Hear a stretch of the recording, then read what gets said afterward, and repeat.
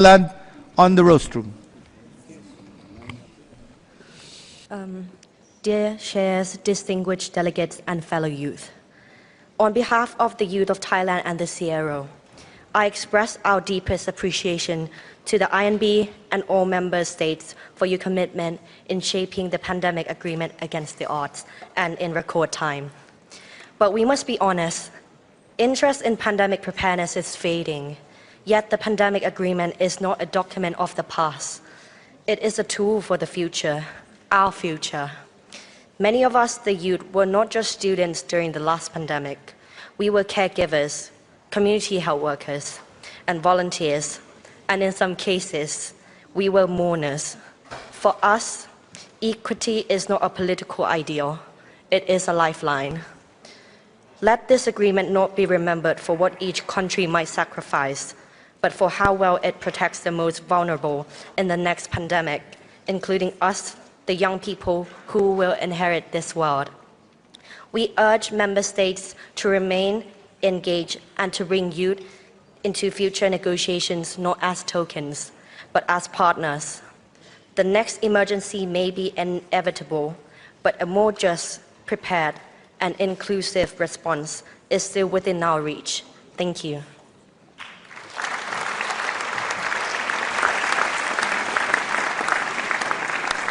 Thank you.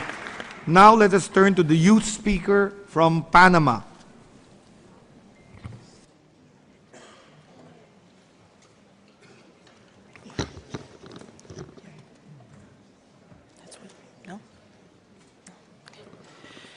Hoy. Today, as a young person from Panama, a country in the Americas region, we celebrate and welcome the historic adoption of the pandemic agreement. We recognize the efforts of more than 190 countries, including states from our region who have worked tirelessly for more than 3 years to achieve this global consensus. A day such as today, 5 years ago, I was at home with my family following preventive measures 1 month after the first announcement of a positive case in Panama and after the quarantine that had been set in my country.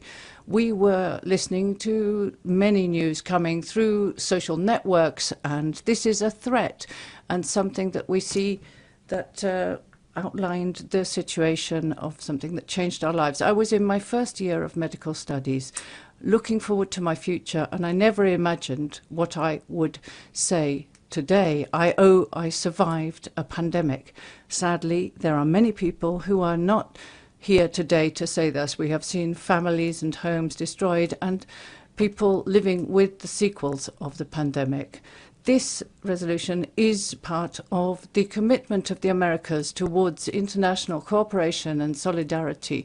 And from the point of view of the regional youth, we welcome the fact that it recognizes the inequalities that affected the region during a pandemic and that it will ensure we have equal access to vaccines and products and that no one will be left behind, in particular in countries with lower resources. And we believe in the One World for Health, which looks at the One Health perspective, looking at animal, environmental and human health together. And we believe in the building of health systems and strengthening of effective communications to fight against misinformation, which particularly affects the young generation. As someone who lived the effects of the pandemic in education, our mental health, we recognize our will to participate actively, and we call on the Americas and the world to guarantee spaces for young people to participate, to ensure we ensure equity, innovation and transparency in public health policies. We in Panama are prepared to advocate for a fairer health system for all, and we are ready to be involved in decision-making spaces that involve our future. Thanks to the agreement of the nations and diplomacy, after years of discussion, we have a clear framework which helps us to react in a more agile and substantive way to a new pandemic.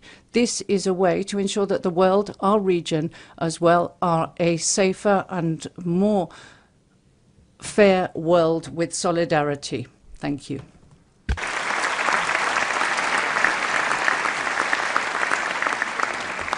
Thank you. Now let us turn to the youth speaker from Norway.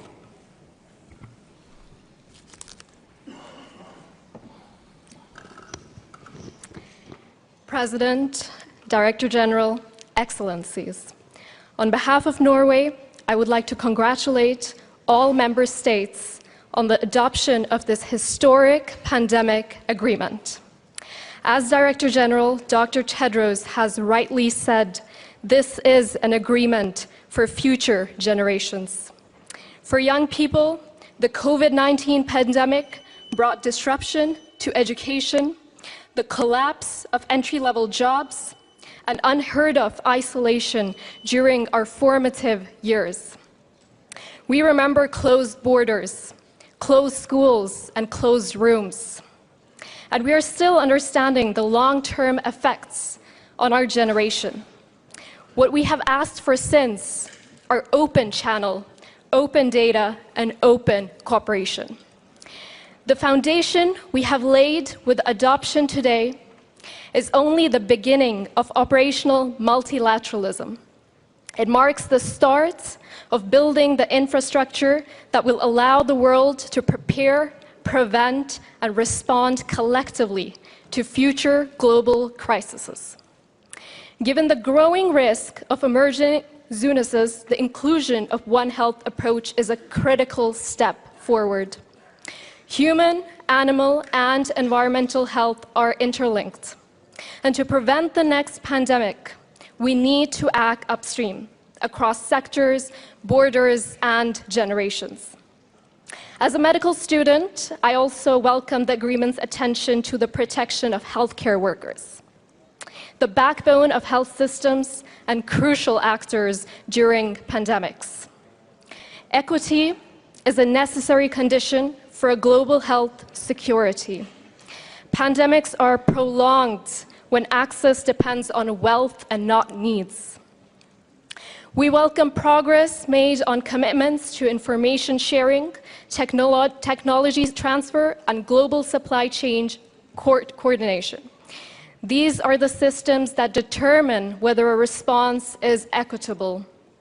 Today, you, the member states, have chosen solidarity over fragmentation. The path to consensus has not been easy, and yes, challenges remain. The finalization of the pathogen access and benefit sharing system will be crucial. But it is important to recognize what has been achieved. It is not only the most difficult issues that define the value of this agreement.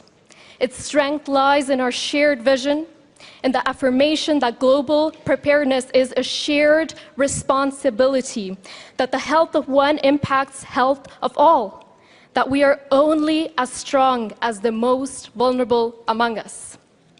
Norway welcomes this resolution proud and excited and look forward to the day we can celebrate the completion of the treaty. Thank you so much.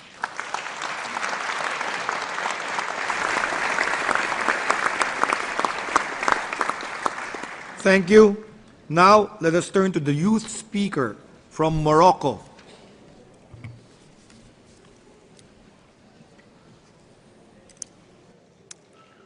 Mr. President, distinguished delegates, bonjour, assalamu alaikum, good morning.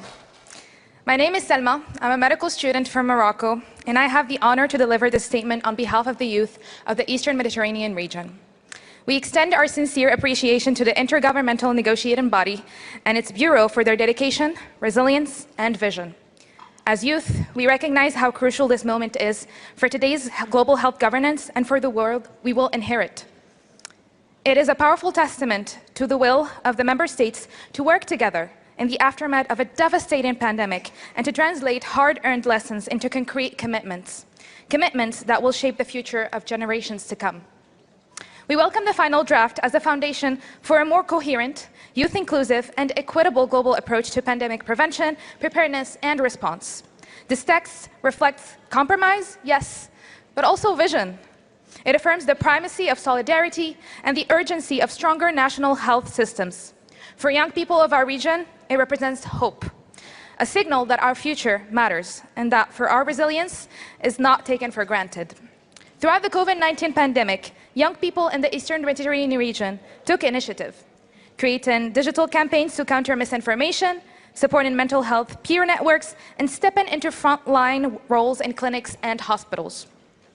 We believe this agreement must institutionalize such engagement. Youth must be involved not only in risk communication, but in the co-design and delivery of health promotion, community response strategies, and pandemic education. Investing in youth-led solutions, including platforms that address access to information, mental health, and continuity of education, will help ensure no one is left behind in future health emergencies. We acknowledge that key work lies ahead, particularly in finalizing a fair and functional PAPS system. Our region includes countries affected by displacement and humanitarian crisis. Youth in these settings carry heavy burdens, yet continue to innovate and serve. Their perspectives must shape how this agreement is operationalized. We urge member states to prioritize inclusive dialogue and to ensure the PAPS Annex is finalized ahead of the WHA 79. Mr. President, the youth of our region will bear the full weight of the pandemic agreement. The pandemic altered our present and disrupted our entire trajectory. Our education, mental health, career opportunities, and sense of security have been irreversibly impacted. The time to act is now. We remain fully engaged, drawing from the deep well of our shared experience. This agreement is a promise that we will live through, will not be repeated in silence. A promise that future generations will be better protected, better heard, and better prepared. As the world is watching this historic moment, we, the youth of the EMR, are ready to partner, ready to build healthier, fairer planet we all deserve, leaving no one behind. Shukran, merci, thank you.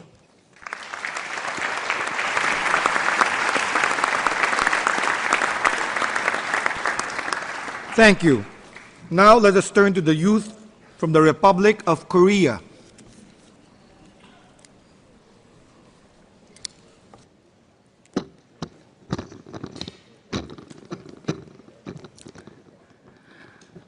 Honorable Chair, distinguished delegates, my name is Tae-hyung Kim, a youth delegate from the Republic of Korea and one of the negotiators involved in the pandemic agreements. It is a great honor to share my voice at World Health Assembly. This agreement is more than just a document. It is a shared commitment by the global community to overcome pandemics and safeguard future generations. The recent pandemic has shown us the critical importance of solidarity, international cooperation, and equitable access. I was deeply impressed by the dedication, inclusiveness, and flexibility demonstrated by member states throughout the negotiation process. To future generations, this agreement sends a clear message: solidarity in action. Aligned with the Assembly's theme, One World for Health, it marks a decisive step toward a more united world. As a young member of this global community, I sincerely hope this agreement becomes a true intergenerational promise and a meaningful step toward our shared future. I, too, will meet my responsibility. Thank you.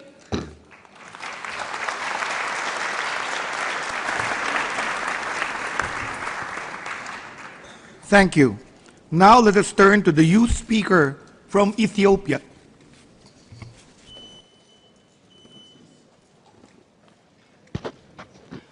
Honorable Ministers of Health, Director General, distinguished delegates, esteemed leaders, and my fellow youth. Imagine for a moment that a deadly pandemic were to emerge today. Would the world be ready? As a young person, I'm encouraged to say yes, because today I wake up knowing that we have built systems, partnerships, collective commitment capable of mounting an effective and coordinated global response through the pandemic agreement. On April 16, 2025, we witnessed history. The adoption of the pandemic accord is not just a document ratified. It is a promise made. A promise that the world, having endured the devastation of a global pandemic, chooses not to forget the griefs which never had a funeral. That we choose to prepare, to protect, and to stand together in solidarity, stronger, smarter, and more united.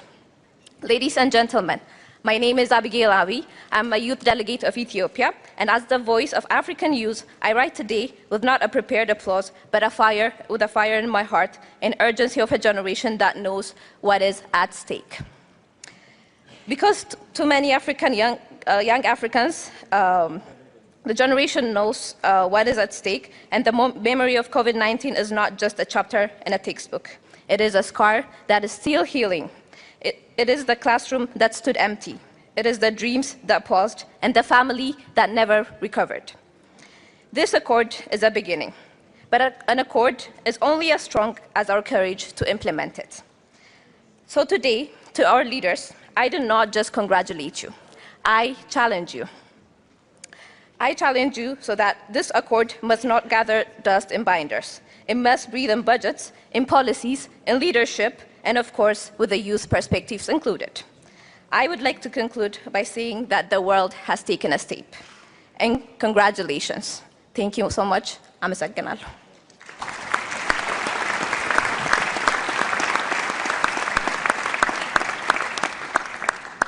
Thank you to all the youth speakers from the different WHO regions. Distinguished delegates, we will now turn to the high-level segment of our agenda. This historic plenary is suspended.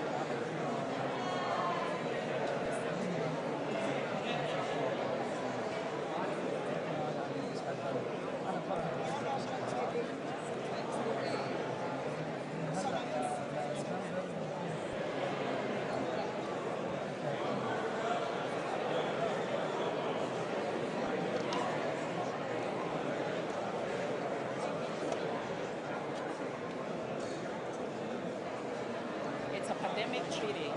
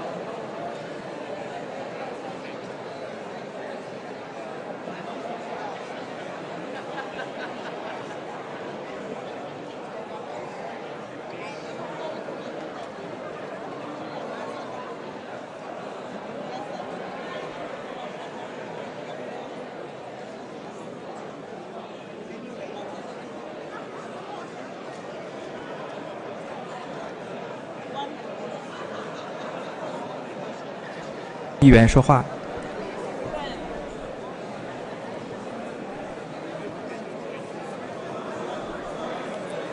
声音好像有点小。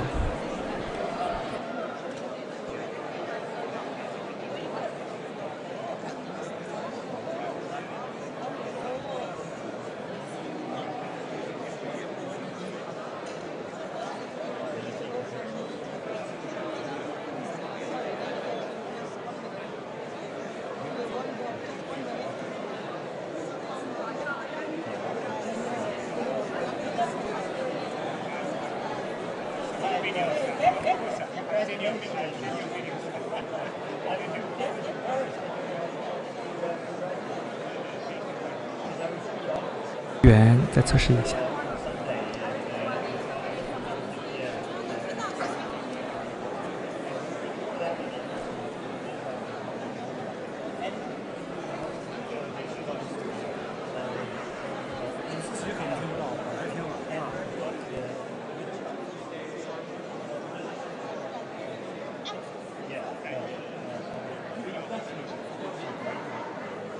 说几句话，辛苦中文议员说几句话，测试一下。不要在这说吧，是要起身吗？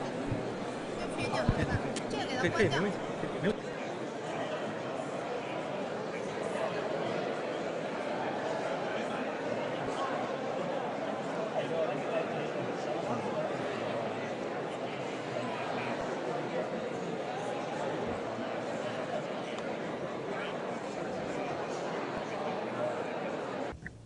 English channel testing. English channel testing. Testing 1 2 3. Testing 1 2.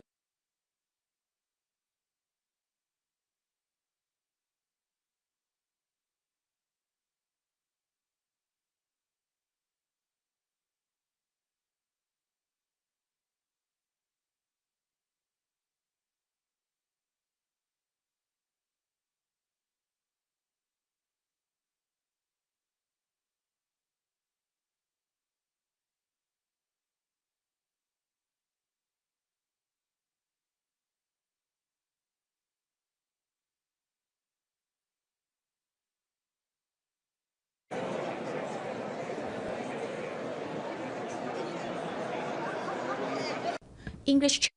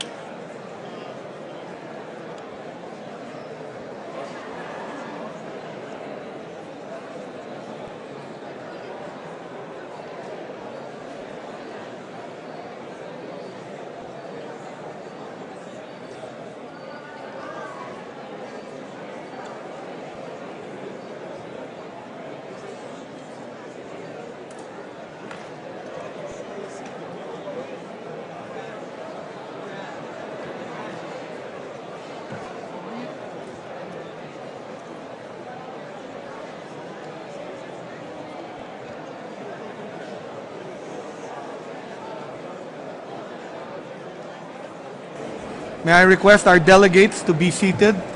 We will start the high-level segment of our assembly.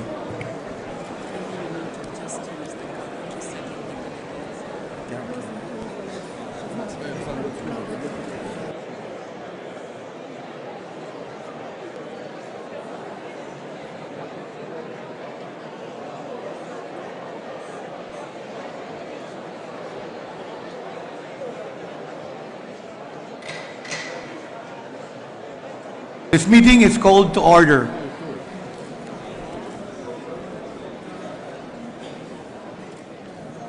Your Excellencies, Director General, Honorable Ministers, distinguished delegates, I am pleased to welcome you to the high-level segment of the 78th World Health Assembly. A historic milestone was witnessed in this room some few minutes ago when member states, in a show of solidarity, adopted the report of the first meeting of Committee A containing the draft pandemic agreement and resolution. In so doing, 3 years of intense negotiations by member states with engagement of relevant stakeholders has culminated in a truly commendable achievement for global health that helps all countries to prevent, prepare for, and respond to pandemics. We are honored to have you with us on this auspicious occasion. Without further ado, I am delighted to invite Ms. Farah El Dibani, an Egyptian acclaimed opera singer who has performed at many global events, including the 2022 FIFA World Cup, to perform her rendition. Ms. El Dibani, you have the floor.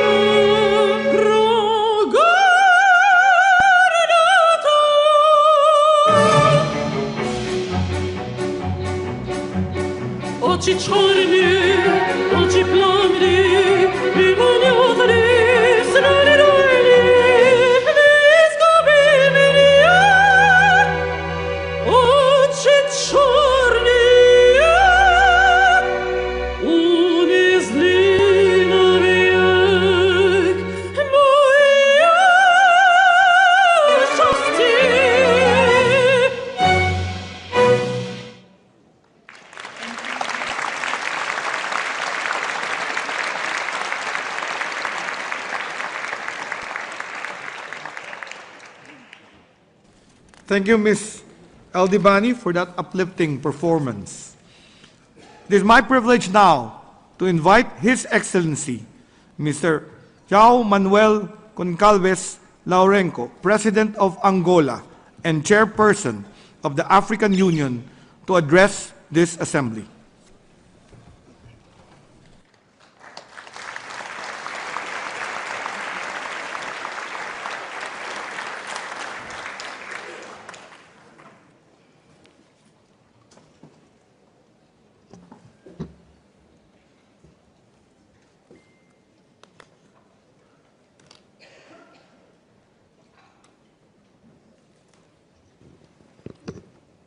Bom dia a todos. Good day to everyone. Your Excellency Teodoro Boza, President of the 78th World Health Assembly, Your Excellency Prime Minister of Croatia, Your Excellency Dr. Tedros Ghebreyesus, Director General of the World Health Organization, distinguished Ministers of Health and heads of delegations, esteemed partners. Allow me to congratulate the outgoing President of this World Health Assembly for the efforts that were put into the service of this important organization for all of us, which achieved results during his mandate, results that encourage us to continue with initiatives to implement and strengthen capacity in the intervention of the WHO in tackling concerns that involve health on a global level. It's an honor for me to speak at this World Health Assembly on behalf of the African Union and its 55 member states so that we can address the potential ways forward in creating the reality of building one world for health.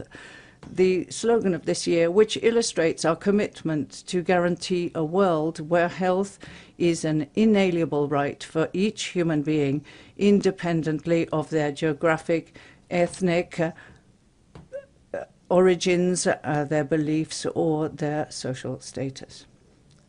At the end of this year, we will conclude the first quarter of the 21st century, and the challenges that we have had to face in this period, which include the COVID-19 pandemic as the most illustrative example of bringing to light our weaknesses and compelling us today to think outside the box, to identify and implement opportunities that can arise from crises. We are concerned to see that the prospects of making real the global health agenda and the 2063 African Union agenda is growing more distant because of the weakening of our respective health systems, which are overburdened and affected by the persistent economic crises and under pressure from recurring armed conflicts, and are severely impacted by epidemics, pandemics, and climate change. But even in this difficult context, we must never lose the hope. On the contrary, we must reinforce our belief that in these situations of crisis, we have an opportunity and a duty to redefine the paradigms so that we can build a future with greater equity and resilience, which can be wrought out of adversity and which will reinforce solidarity, not just for our continent, but for the whole world. Just as in the area of the environment, countries in Africa are rarely the starting point of these crises, but always are on the front line of the victims of these crises that cross borders. In the area of health, we observe the same dynamics, and every step backwards of global support has a decided negative impact on our health systems, with direct consequences on the lives of our citizens, and in particular our children, and they clearly endanger the sustainability of socio-economic development of the African continent. President of the World Health Assembly, Director General, I would like to take this opportunity to welcome the spirit of resilience of this organization, which has faced both a difficult situation in a reduction of investment, of shortfalls of contributions and commitments, and unfair and unjust criticisms of the supposed inefficiency, or even worse, alleged inutility. My quality as the pro-tempore president of the African Union allows me to say that we all have a duty to protect and strengthen the WHO, a body which continues to be an essential partner for the majority of our countries, in particular in times of need, of suffering, and it has a great utility and opportunity through its technical programs and early warning systems that help us with the operations in the field. And we must keep working on this. We have no doubt that the world needs a stronger World Health Organization with sustainable and predictable financing to ensure its full operationalization. The WHO continues to be the only institution with a universal mandate to protect global health and promote equity, as well as the only multilateral cooperation platform in the area of global public health. Despite this reality, the WHO today operates with a financing model that is just 18% of its program budget, and which is covered by assessed contributions that are predictable. Africa is united in supporting the proposal to increase assessed contributions because investing in the WHO is not an act with no use, but is a strategic investment in the future of humanity. Investing in the WHO is also a commitment to global security and mutual prosperity and a world which is less vulnerable. In the face of this reality, Angola is honored to join 14 African countries that have already pledged contributions to the investment round, and we are pleased to announce here a contribution of the value of $8 million American.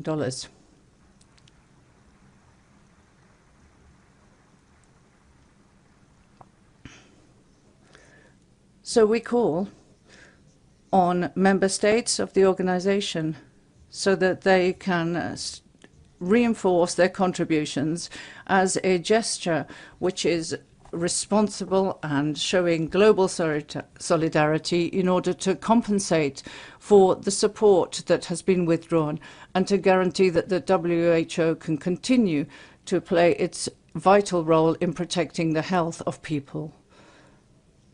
Beyond preserving what already exists, we have now come to the time when we have to take concrete steps towards universal health coverage. This is an ideal that we must pursue without ceasing and ensure it becomes a reality. We cannot continue to live in a world where there is a possibility where the opportunity for a child to survive depends on where they're born or where a mother has to choose between buying medicines or feeding her children. In order to progress with our common objective, we must face up to the health systems as something that are an important investment and not unnecessary spending. That means that we must value primary health care, invest in professionals, and guarantee that no community is left behind, be they urban, rural, rich or poor.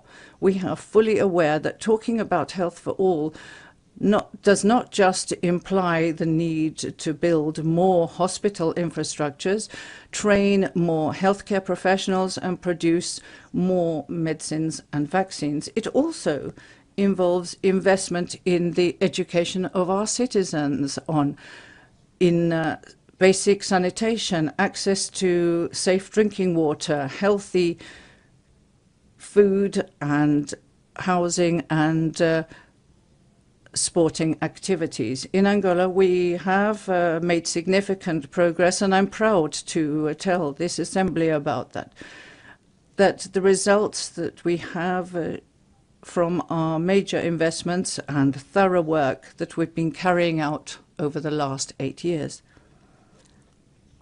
As a result of this, child mortality fell from 44 to 32 per 1,000 live births, and mortality of under fives went from 68 to 52 per 1,000 live births, and maternal mortality fell from 239 to 170 per 100,000 live births. Our health care system is universal, and in order to meet the needs of the populations and put people at the center of our work, we have expanded our health care infrastructure at the 3 levels within our National Health Service, and we have moved on from 2,612 healthcare units in 2017 to 5,958 in 2024, and that includes 15 new tertiary level hospitals, 10 orthopedic rehabilitation centers, which give priority to primary health care, with more than 50% of these new units dedicated to that. We increased by 46.1% the healthcare workforce since 2017, and we initiated a wide-ranging project for specialization, which aims to train by 2028 some 38,000 doctors, nurses, diagnostics and therapeutics technicians, with a priority for family and general medicine, which aims to accelerate progress towards universal health coverage. Over the last 8 years, we have set up 538 dialysis monitors across 12 provinces, and we increased hospital beds by 20,000 in 2024. And today we have a total of 44,222 hospital beds across the country, and we increased intensive care beds by 1,409, which gives us a total of 1,609 intensive care beds throughout our country. On the other hand, we are increasing financing and improving health sector policies with a particular focus on primary healthcare, aiming towards prevention and early detection, because we believe that the adequate responses to epidemics and pandemics depend on these factors. President of the World Health Assembly, Director General, ladies and gentlemen, this assembly is the ideal platform to welcome the historic consensus on the draft WHO pandemic agreement, which is more than a moral commitment, as it is the first legal instrument of this type that has been drawn up by the international community in the area of health, and which will allow in future a more systematic and wide-ranging framework for cooperation, which means that in future no country will face the next pandemic alone. The African continent contributed in a constructive way to this process, constantly defending an agreement based on equity, solidarity, and fair access to vaccines, medicines, and diagnostic tools, including local, regional production, transfer of technology, and benefit-sharing mechanisms, which is our aim, and to guarantee that by 2035, 55% of healthcare products and 50% of vaccines will be produced in our continent. These advances will contribute to strengthening our healthcare systems, in particular impacting maternal and infant health and reducing the weight of infectious diseases and NCDs. The continent has also set a great deal of importance to digital transformation of healthcare systems, and it will allow us to provide better healthcare, in particular in remote areas. Africa must be an active part of the global solution for healthcare as a full partner with the capacity for production, with centers for innovation and networks of research in the continent.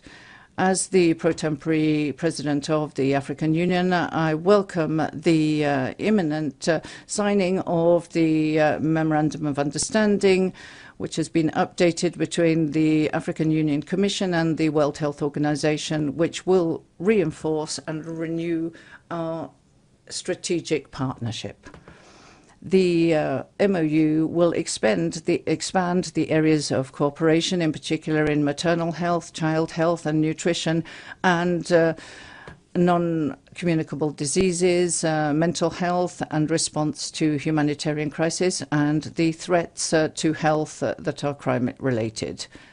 The climate crisis is changing the healthcare and health profile across Africa. The continent faces an increase in the burden of diseases such as cholera, malaria and other arboviruses, as well as food insecurity, which results from floods and droughts. There is a major effort from countries in Africa to implement actions which are under the framework of the WHO One Health program, and it is essential that we pay attention to issues that are related to the interconnection between human, animal and environmental health, and the problems that come around from environmental change and the urgent need to have climate financing on the global agenda, looking at climate change, and that it clearly and explicitly supports resilience in healthcare systems. The African Union is fully committed to a Pan-African vision which promotes integration towards sustainable growth and prosperity with an impact on the quality of life of its peoples. Angola remains firmly committed to that regional and global effort. Ladies and gentlemen, in Africa, we face an alarming reversal of more than 2 decades of progress in healthcare results.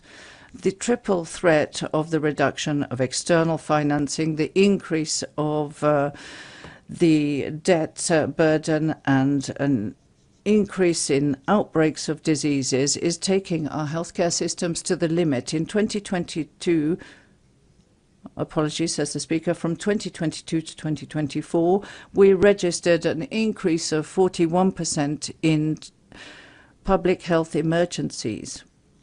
And this is the direct result of a weakened prevention of interrupted healthcare, primary healthcare services, and low investment over years.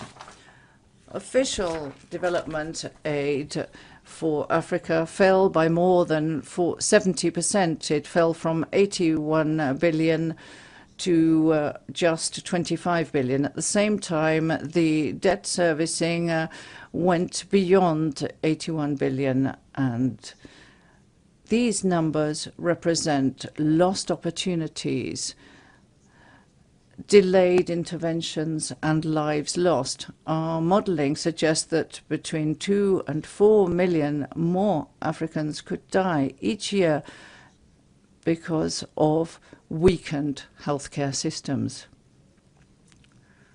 40 million more Africans could be pushed into poverty by 2030. We must act decisively. Now, And that is why the African Union adopted the vision of the Africa CDC with a continental pact to rethink financing, governance, and healthcare service provision. This is not a declaration of intent, but a roadmap for transformation based on the new order for public health, and places the Africa CDC at the heart of a new vision, a vision where Africa leads the way forward in its own healthcare destiny through innovation, investment, and strengthening institutions. We call for an increase of domestic financing to align our external funds with national plans, develop and implement financing mechanisms which are innovative, including solidarity funds, healthcare titles and schemes for regional security, leveraging mixed financing to invest in infrastructure, supply chains and manufacturing that are local. All of this must be led and supported by good governance, and Angola is fully committed to this way forward. We have increased our national health budget, and we have directed investments to water, sanitation, hygiene, and we are aligning our national strategy with the Lusaka agenda to guarantee that our changes and reforms will be part of a continental effort.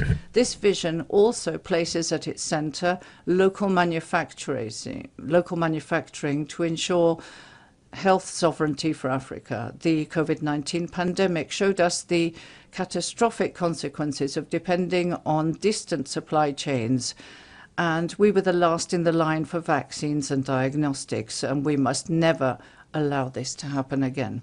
Angola is investing in pharmaceutical production and is supporting the accelerator for vaccine manufacturing in Africa, working with regional partners to guarantee regulatory harmonization, grouped buying, and shared distribution networks.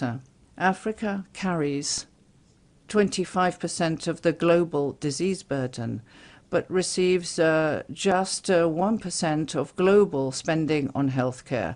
The health crisis in Africa is not one of capacity or knowledge, it's a crisis of exclusion.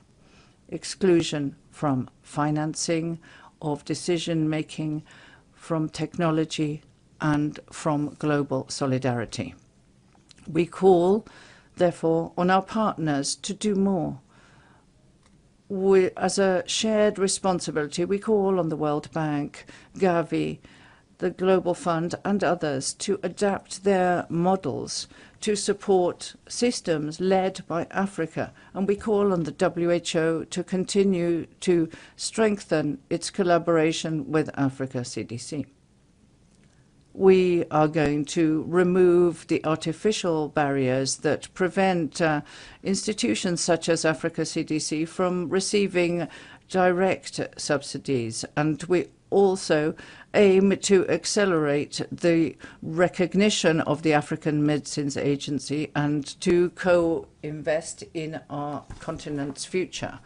Cholera is one of the examples that is most clearly showing the need for urgent action. Since the beginning of this year, at least 15 countries in Africa are simultaneously fighting outbreaks of cholera and have declared them as national emergencies. We mobilize significant resources just as we did to tackle COVID-19. We have set up partnerships with the Africa CDC, WHO, UNICEF, and Gavi to distribute vaccines, and we set up treatment centers. Our healthcare workers are on the front line, and many of them are volunteers who work day and night. But this crisis is a continent-wide emergency that needs a continental response.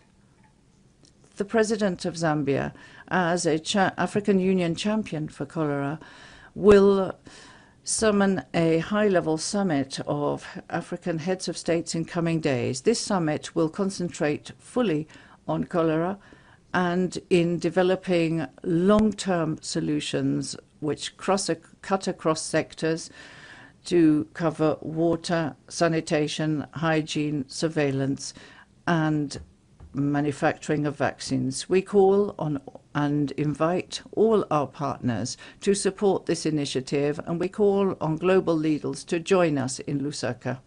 We are building the African Fund for Pandemics and investing in climate health systems. Peace and healthcare are interconnected.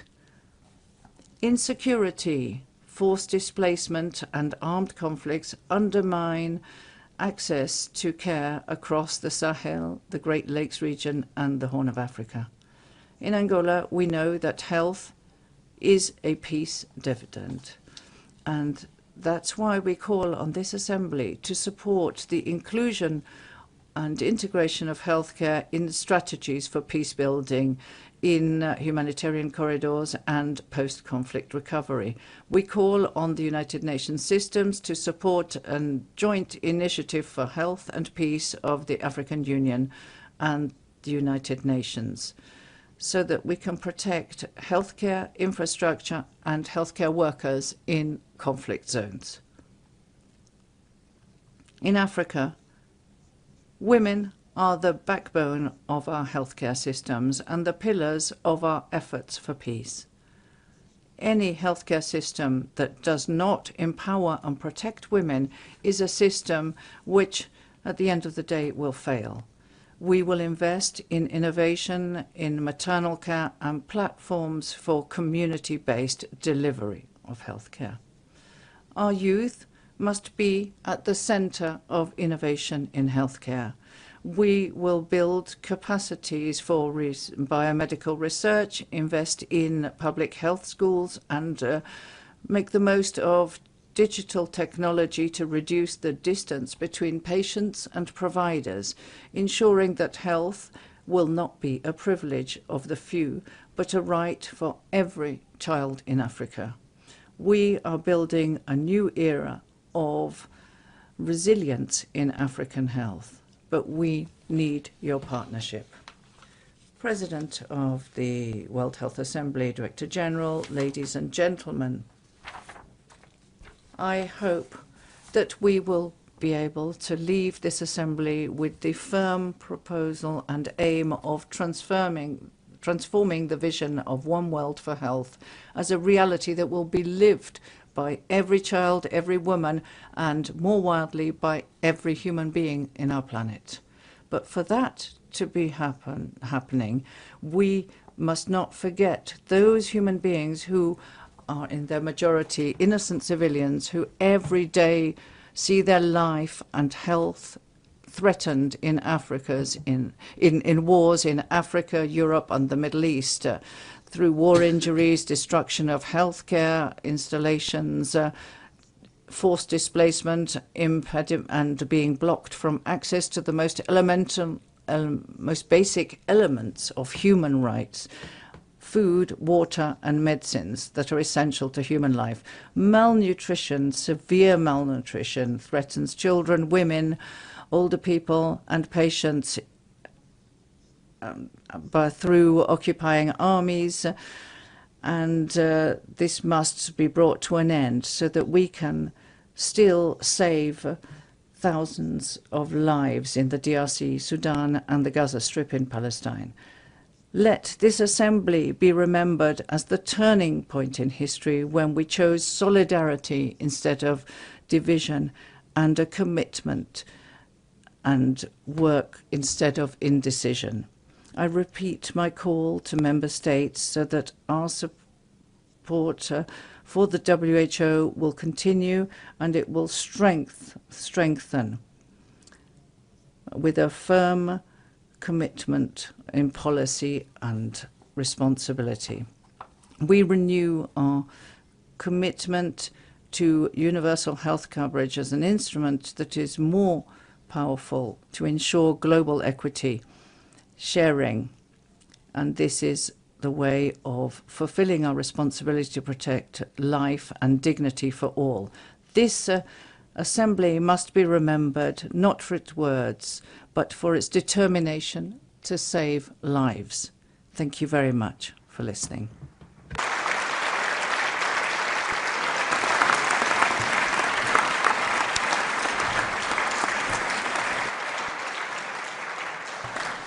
Thank you, Your Excellency.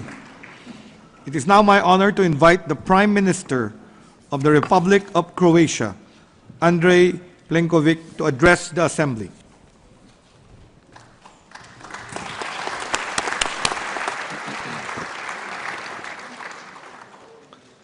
Thank you very much, President Herbosa. Thank you very much for the invitation, distinguished Director General, Dr. Tedros Ghebreyesus.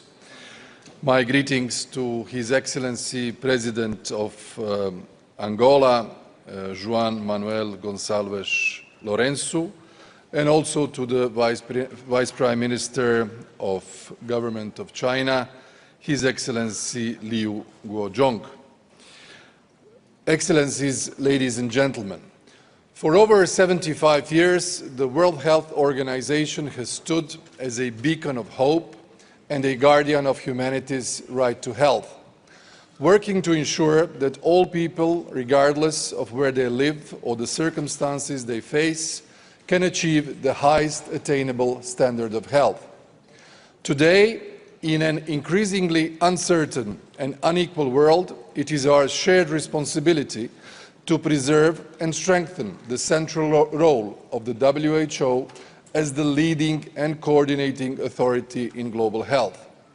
In that regard, I wish to pay sincere tribute to Director General Dr. Tedros Adhanom Ghebreyesus for his steady leadership during the COVID-19 pandemic, an unprecedented global challenge.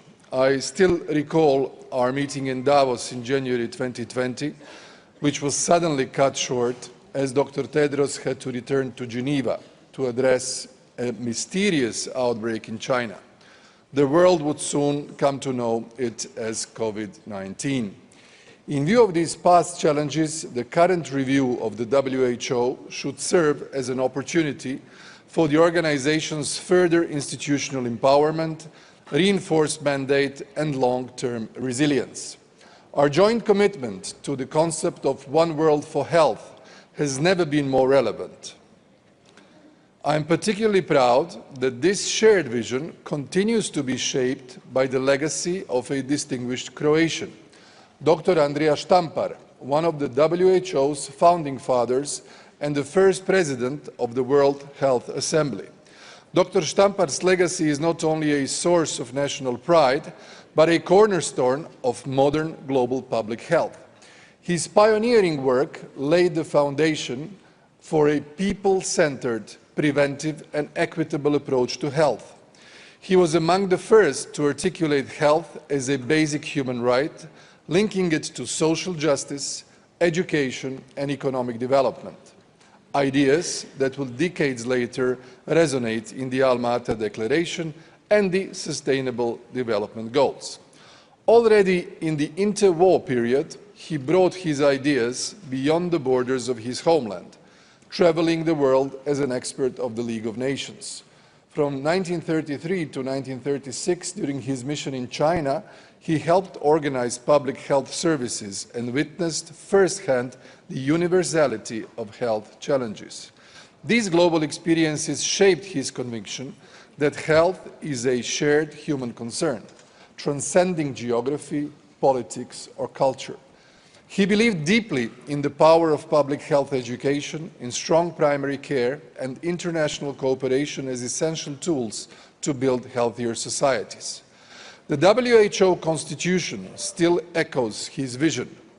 Later today, I will have the honor to join you at the unveiling of a sculpture in front of WHO headquarters, a tribute to Dr. Andrija Štampar and to all health workers around the world. This artwork, donated by the Croatian government, will stand as a lasting symbol of our shared commitment to public health and international solidarity. Following Dr. Štampar's principles, Croatia has built a solid national health system. grounded in equity and universal access. While we continue to make historic investments domestically, we remain a steadfast advocate of global health security. Our active support for the WHO pandemic agreement reflects our commitment to better preparedness, prevention, and response to future health emergencies. As a founding member of the group of friends of the treaty, Croatia is resolute in its dedication to building a safer and more resilient world. Yet our engagement goes beyond treaties. Croatia believes deeply in the transformative potential of the Sustainable Development Goals and the 14th General Programme of Work. These frameworks are not merely aspirational. They offer a practical and strategic path towards a healthier and more equitable future for all. We are particularly proud that Croatia currently ranks 8th globally in the SDG implementation, making steady progress in health-related targets. We remain committed to true partnership because in an interconnected world, only solidarity ensures resilience and progress. In recent years, Croatia has played a proactive role in strengthening health emergency preparedness. At the last year's World Health Assembly, our initiative led to the adoption of the first ever resolution on strengthening health emergency preparedness for disasters resulting from natural hazards. This milestone underscores our deep commitment to patient safety, health systems resilience, and the protection of the most vulnerable. We promote an all-hazards approach that integrates the One Health framework, disaster risk reduction, and strong primary care. In a world where crises, whether pandemics or climate-related disasters, are more frequent and complex, such integrated preparedness is not optional, it is essential. However, our leadership in health extends well beyond preparedness. Croatia has led the consultation process for the resolution on strengthening support for the health workforce and the development of the WHO Action Plan for Health Workers. This reflects our long-standing commitment to capacity building, education and support for those who dedicate their lives to safeguarding public health. In this spirit, and drawing inspiration from Dr. Štampar's visions of public health education, Croatia is committed to supporting the global expansion of the WHO Academy and broadening access to health workforce training. We are guided by a clear conviction. Strengthening global health begins with empowering those who deliver it. Excellencies, ladies and gentlemen, recent crises have delivered a sobering but essential lesson. We must remain alert to the diverse and evolving nature of health threats, whether caused by human activity, emerging risks, or natural phenomena. In a world of interlinked risks, only coordinated global action can deliver lasting solutions.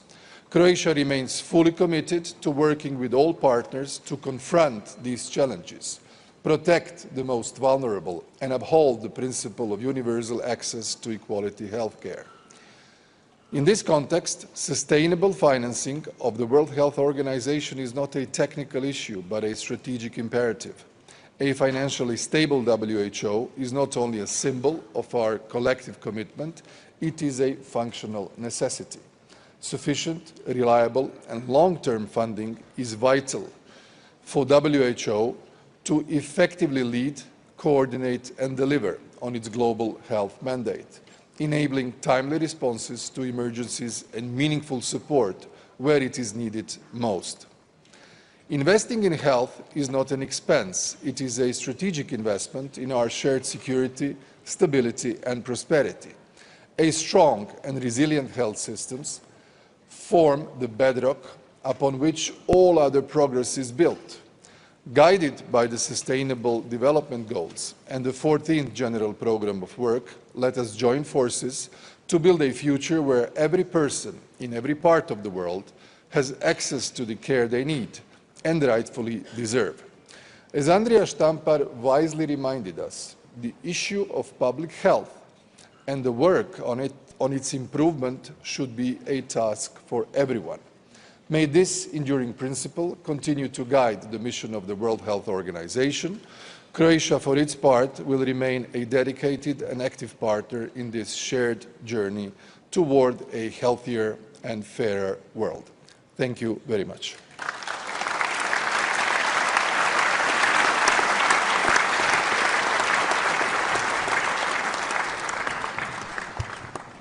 Thank you, Your Excellency. I'm now pleased to invite the President of the French Republic, His Excellency, Mr. Emmanuel Macron, for his remarks. Messieurs les chefs d'État et de gouvernement. Heads of State and Government, Director General of the World Health Organization, dear Dr. Tedros, ladies and gentlemen, ambassadors, dear friends, 5 years ago, mankind had to endure one of the biggest upheavals of our century, facing the COVID-19 pandemic. Together, we managed to hold the line. Together, we managed to find solutions, including, of course, vaccines, and together we invented new rules, whether it was on the sharing of intellectual property or to speed up industrial processes. In so doing, we demonstrated that multilateralism is not an empty concept, but the best and most effective way of protecting our people. This is something we still know in the face of new threats such as mpox, cholera, and all the various wars and conflicts underway around the world, their victims and those who continue, even in very difficult situations, to continue to try and protect and treat them. I must, at this stage, thank most warmly the humanitarian specialists who are doing this work. Today, however, we have made a historic step forward, an agreement, a pandemic agreement, which was negotiated for 3 years and which is now a victory for our people who will be better protected against future pandemics. France worked tirelessly and will continue to do so to promote the values enshrined in that treaty. We will be able to make a more effective and equitable response to pandemics, treating everyone in the same way. You cannot eradicate a pandemic if you leave one area anywhere untreated, and this we need to remember in the next pandemic. We also need more effective and transparent warning systems than we had at the time of COVID, and bring together the concepts of equity and efficacy. We need to act as quickly as possible, yes, but we also need to spread the innovations we've made more quickly, because those two things are inseparable. We understand now the need to better share scientific information and develop tests, vaccines, and treatments, and do so quickly. This is a sine qua non for our collective security and safety. There's another thing that I have to say here today, at a time when some people think we can do without science and throw research overboard. Not only would that damage the health of all of us, but it would particularly constitute a threat to those who put these theories forward. They will be the first ones at risk when a new pathogen arises and we have nothing to fight it with. Our first line of defense is the WHO. Its standard-setting work, agreements such as the one we've just agreed, these will be a shield to protect us from the diseases which will come in the future. To all those researchers who want to freely continue to do their work, I would like to repeat here and now something that we already heard from the European Commission. We will be happy to welcome you in Europe because that will be good for Europe, for medical research, for you and for everyone. It's not a question of if we will have a new pandemic, it's a question of when we'll have it. And now with this treaty, we have a valuable tool along with our policy of One World for Health. We'll be able to better protect human health, animal health, and the health of our environment. And those three things go together. We are working still very specifically as well on issues which affect our people on a day-to-day basis, such as epidemics of chikungunya or dengue, which are currently affecting several French territories. I think of pollution of the air, pollution of water, by things such as microplastics. We still have to work hard on these things. On the One World for Health Day, we will be meeting in Lyon for One Health Summit, which we hope will enable us to make solid progress with governments and parties from the private sector acting together in a spirit of goodwill. The COVID pandemic taught us one very, very valuable lesson above all the others, and that is you can't do anything without nurses, doctors, and medical staff. That means providing them with proper working conditions, a decent salary, and dealing with the distortions which have been caused globally by the emigration to other countries of staff in countries which already have a shortage. We need to provide better sustained training to medical staff and humanitarian workers, not in our own countries, but everywhere around the world. On this agreement, one final point. This will help us to increase the production of medical products needed to save lives during a pandemic around the world. France has been pushing this alongside you, Dr. Tedros, for many, many years. For example, in the RN messenger production hub in South Africa, which is now working with dozens of other countries. I'm also thinking of the vaccine accelerator in Africa, which has a budget of $1 million and which we launched with Gavi in Paris some time ago. This agreement also signals a victory of multilateralism over divergence and fragmentation, a victory of determination over indifference. It proves what we all know, that human lives should prevail over other narrow-minded interests. Thank you to all of you who fought so hard to get this agreement, especially those who chaired the INB from France and South Africa. In adopting this agreement, we are doing so because we strongly believe that protecting people's health means also protecting peace, security, the stability of our planet and our countries in the future. Ladies and gentlemen, Dr. Tedros, you may rely on strong support from France as we continue to reform and overhaul our World Health Organization so that it can emerge stronger and better equipped to tackle tomorrow's challenges. Thank you very, very much from me for all that has been done to bring this treaty about, and I hope that continues in the future. I wish you an excellent assembly. Thank you. Thank you, Excellency. I now have the honor to invite the President of the Republic of South Africa, His Excellency, Mr. Cyril Ramaphosa, to deliver his statement. Your Excellencies, ladies and gentlemen and friends, since its establishment, the World Health Organization has been the custodian of global health and well-being. It has saved millions of lives and continues to do so. As the international community, we salute the role that WHO continues to play in safeguarding the health security of the peoples of this world. The World Health Assembly is meeting at a time when we are confronted by global health challenges that are complex and interconnected. These include pandemics, antimicrobial resistance, non-communicable diseases, and growing health risks associated with climate change. To meet and overcome these challenges, we must deepen international cooperation. We must sustain investment in health and find innovative solutions that safeguard the health and well-being of all. Our experience of the COVID-19 pandemic exposed the fragilities of the international system as we witnessed how poorer countries were being pushed to the margins in the global scramble for treatment and care for their people. At the same time, there were laudable acts of cooperation between countries and within the international community. The pandemic was a stark reminder that collective action is key to achieving sustainable global health systems. The principle of equity must guide all our endeavors. As President Nelson Mandela said, health cannot be a question of income. It is a fundamental human right. The World Health Assembly is an opportunity to chart a course for a future where the health and well-being of all is secured.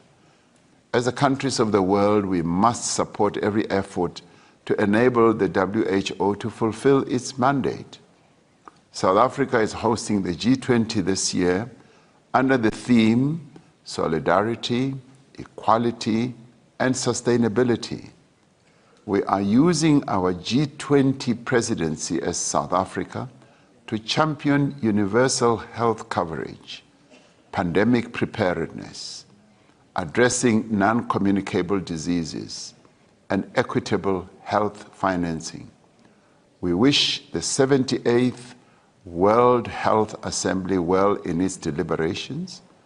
Together, let us expand the frontiers of health innovation, health equity, and health access. Let us leave no one behind. I thank you.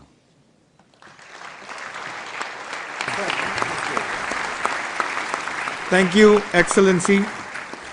I now have the honor to invite the Prime Minister of the Kingdom of Thailand, Her Excellency Ms. Patongtam Shinawatra, for her remarks.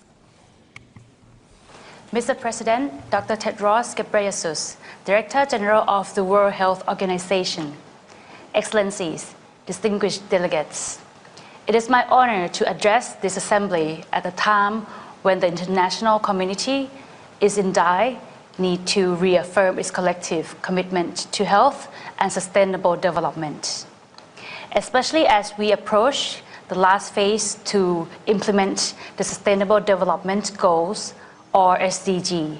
Health is the foundation of human dignity and a driver of progress. Strengthening health systems is essential to achieving the SDG. And not only Goal 3, but also those related to poverty, education, gender equality, and climate action. In Thailand, we are integrating health into all policies to build a resilient society. And for that, universal health coverage remains central to Thailand's national agenda. Since 2002, we have expanded access, reduced catastrophic spendings, and are now moving toward a more integrated digital-first health system to reach underserved populations and improve continuity of care. We also recognize the power of technology in managing non-communicable diseases, or NCD, applying data-driven tools for early detection, and promoting healthier behaviors at scale. In parallel, we are reinforcing our preparedness for public health, emergencies, and natural disasters, while integrating mental health into recovery and resilience strategies. We welcome the conclusion of the pandemic agreement negotiations, which reflects the strength of multilateralism in building a safer world. Thailand continues to address the broader determinant of health, including through urban development and inclusive governance.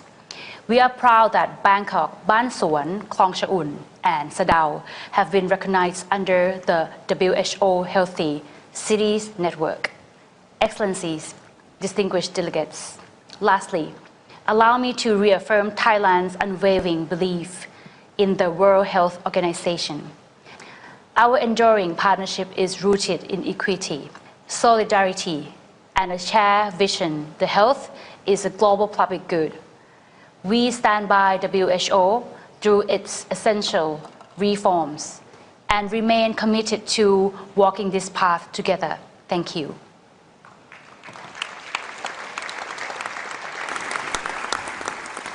Thank you, Excellency. Before we proceed further with the statements from our other high-level guests, I would like to invite a performance from two exceptional Filipino artists whose voices have graced global stages. Elaine Vibal, a prize-winning soprano, and Eunice Miller, a classically trained soprano. You have the floor.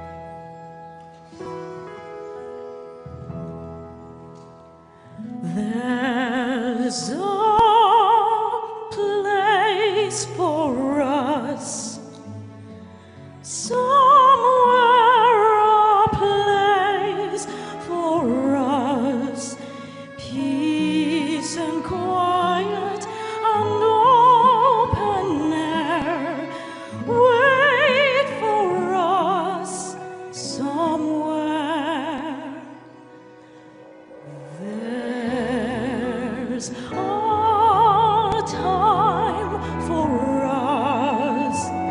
Somewhere a time for us. Time together with time to care. Time to learn. Time to care.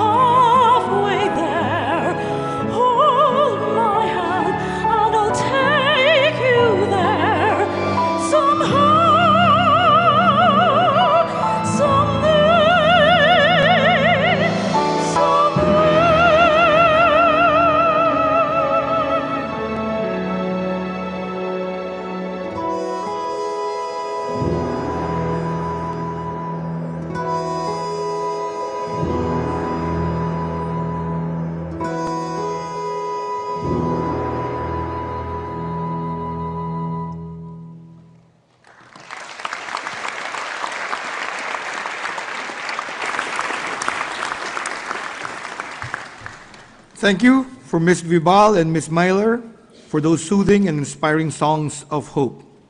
I now have the honor to invite the Vice Premier of the State Council, People's Republic of China, His Excellency, Mr. Louis Guzong, to address the Assembly.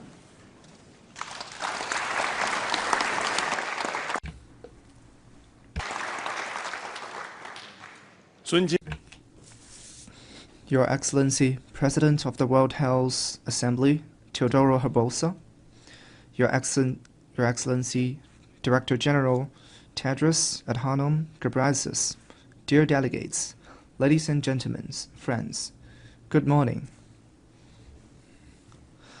I'm happy to be invited to the high-level welcoming ceremony of the 78th World Health Assembly.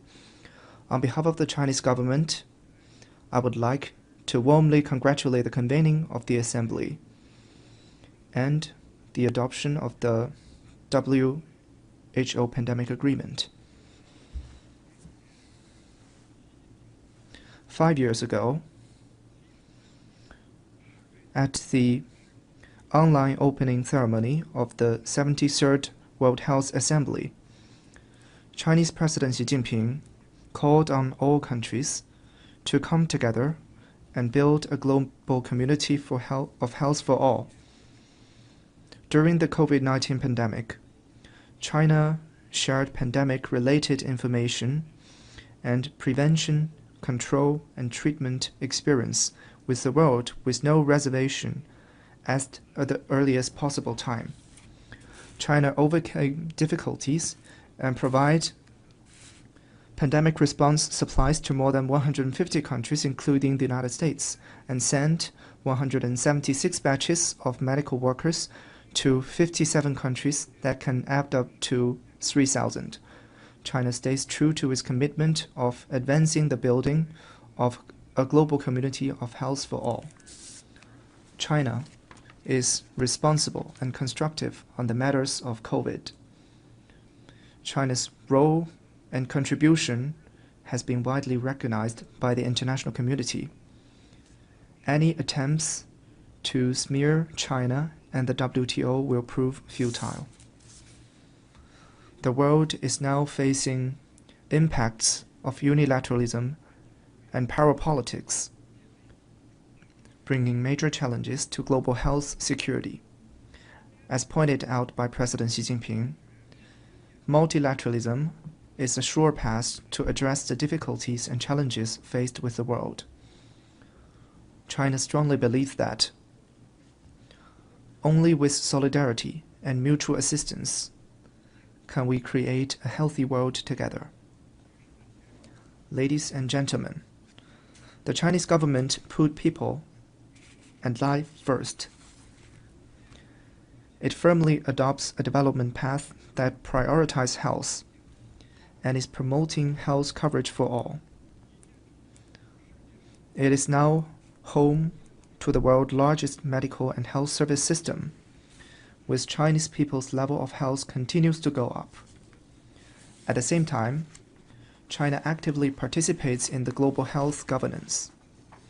It keeps coordination with the WHO in responding to public health events, experience sharing, formulating international rules, providing overseas health assistance, and various other fields. Ladies and gentlemen, China stands ready to work with the international community to meet with global threats and challenges hand in hand and build together a global health community for all. For this, I would like to propose 3 points as follows. First, uphold multilateralism. All sides need to firmly support the WHO to play a central coordinating role in global health governance. Support WHO to perform its duty in an independent, professional, and science-based manner. China will provide an additional quota of financial support to the WHO that can add up to $500 million in the coming 5 years, and support the WHO to effectively play its part. Second, uphold fairness and equity. All sides need to firmly support developing countries for their reasonable concerns like public health arrangements, vaccine allocation, and technology transfer, so as to strive for a vision of health for all. China will actively implement the related outcome measures of the 10 partnership actions of the Beijing Summit of the Forum on China-Africa Cooperation, helping African countries to build up public health capacity. Third, uphold openness and innovation. All sides need to seize the historical opportunity brought by the new round of science and technology revolution and industrial transformation, deepen innovation and cooperation on health, and improve equitable access to medical and health services. China will cooperate with Belt and Road participating countries to launch more small and beautiful livelihood projects in their health sector, so as to add to the sense of gain for people from those countries in health. At last, I wish this World Health Assembly a great success. Thank you.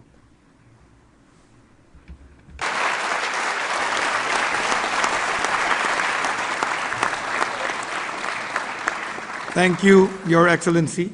I now have the honor to invite the Secretary General of the United Nations, His Excellency, Mr. Antonio Guterres, to give his remarks. The goal to promote health, keep the world safe, and serve the vulnerable. This is the long-standing mission of the World Health Organization. And it is especially crucial at a time of deep reductions in funding for health and development, even while military spending reaches record highs. Now more than ever, our world needs a coherent global health architecture that responds rapidly to crises and strengthens protection and well-being for all. The COVID-19 pandemic highlighted deep gaps in collective preparedness and served as a powerful reminder that no one is safe until everyone is safe. The WHO Pandemic Agreement builds upon these lessons and reflects the power of multilateralism in action. After years of negotiation and compromise, you have come together to consider this landmark agreement, recognizing that global health emergencies demand global responses. If adopted, this will be only the second international health convention under the WHO Constitution after the Global Convention on Tobacco Control, which came into force 20 years ago. So I urge you to make history, to strengthen global preparedness against pandemics, to ensure equity and solidarity in responding to health threats, and to uphold the promise of health as a fundamental human right for this generation and the next. But health is about more than emergencies. The upcoming high-level meeting of the General Assembly on the prevention and control of non-communicable diseases and the promotion of mental health offers a crucial opportunity to improve countless lives. Progress towards universal health coverage is essential to building resilient systems grounded in primary care and delivering the 2030 Agenda. I also urge you to match ambition with resources by strengthening investment in the World Health Organization and ensuring the sustainability and predictability it needs to build a healthier, safer and fairer world for all.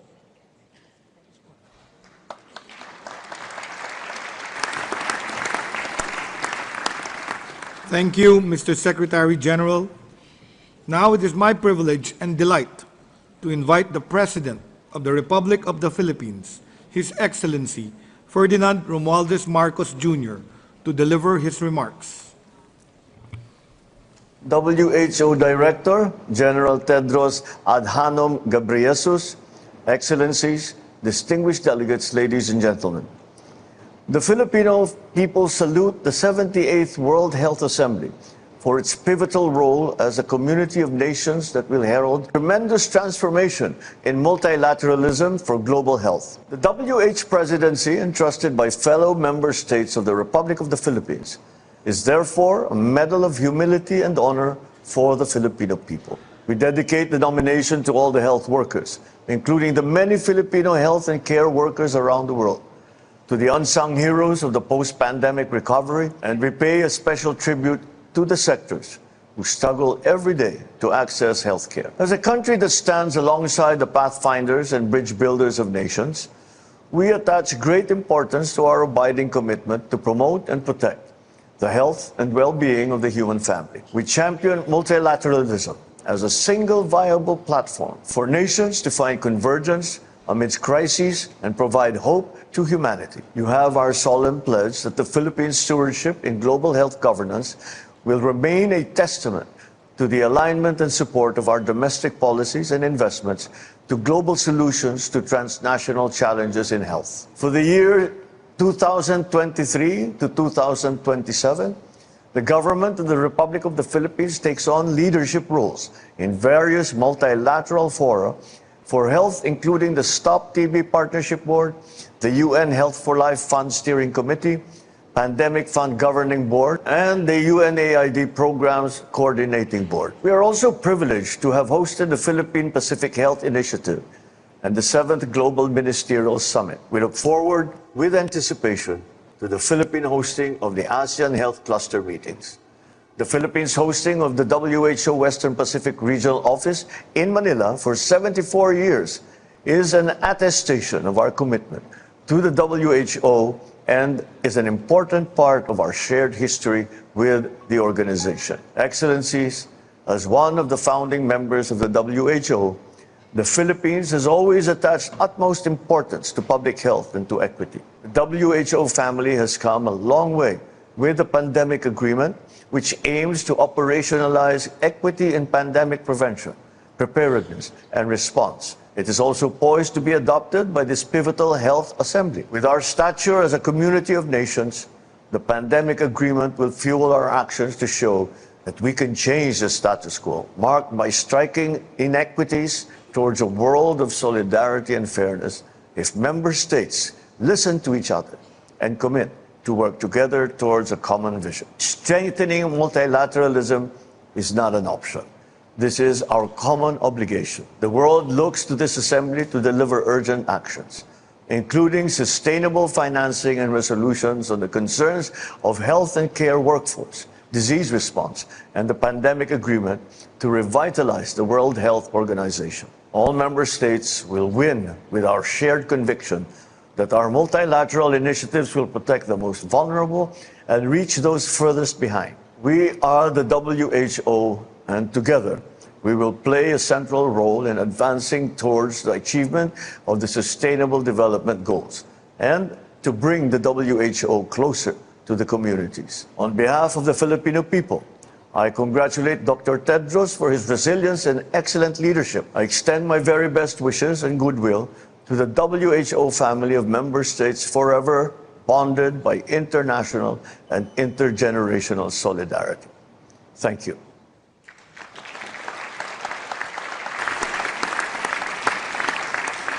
Thank you, Excellency. I now have the honor to invite the President of Peru, Her Excellency Dina Boluarte Segarra, for her remarks. Ladies and gentlemen, heads of state and government, ladies and gentlemen, ministers of health, representatives, permanent representatives of the member states of the WHO, Dr. Tedros Adhanom, Director General of the World Health Organization, representatives of international organizations, civil society, and academia. As President of the Republic of Peru, I am most grateful for the invitation to take part in the high-level segment of this 78th World Health Assembly, and I bring you the greetings of the people of Peru. This is an historic assembly, given that after more than 3 years of intense negotiations, the WHO pandemic agreement is to be adopted. Peru was one of the countries that was most impacted by COVID-19, and we have supported from the beginning the negotiation process. It's an important achievement for the world. My country celebrates this legacy for future generations, and it also provides us with an unprecedented opportunity to strengthen global health governance and to build resilient systems centered on equity and solidarity in order to make real the right to health of all people, leaving no one behind. In a context of a health crisis, we need more unity and less fragmentation. Health security throughout the world will only be achieved through cooperation, and that's why the slogan of this world, One World for Health, is ever more valuable. In line with this aim and aspiration, we have been promoting a greater understanding of the impacts of climate change and plastic contamination on health. And on the other hand, Peru has progressed in the early detection and giving priority to cancer treatment, in particular with the aim of ending cervical cancer by 2030, and that's why 99.73% of the population is now covered and affiliated to a health insurance system. And we have services through integrated networks with a focus on primary health care and active participation of 1,659 health committees, so that we have equitable access and to ensure that we improve healthcare and health.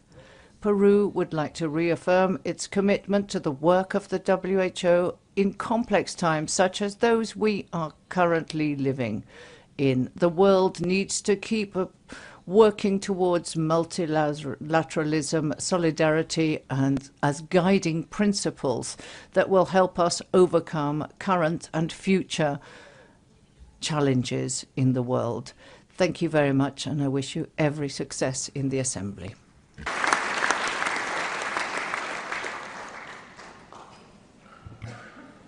Thank you, Excellency. I now have the pleasure to invite the President of the Republic of Senegal, His Excellency Mr. Bassirou Faye. Monsieur le Président de la 60... Mr. President of the 78th World Health Assembly, ladies and gentlemen, ministers, Director General of the World Health Organization, distinguished delegates, I'm happy to have the opportunity to join you at this 78th World Health Assembly.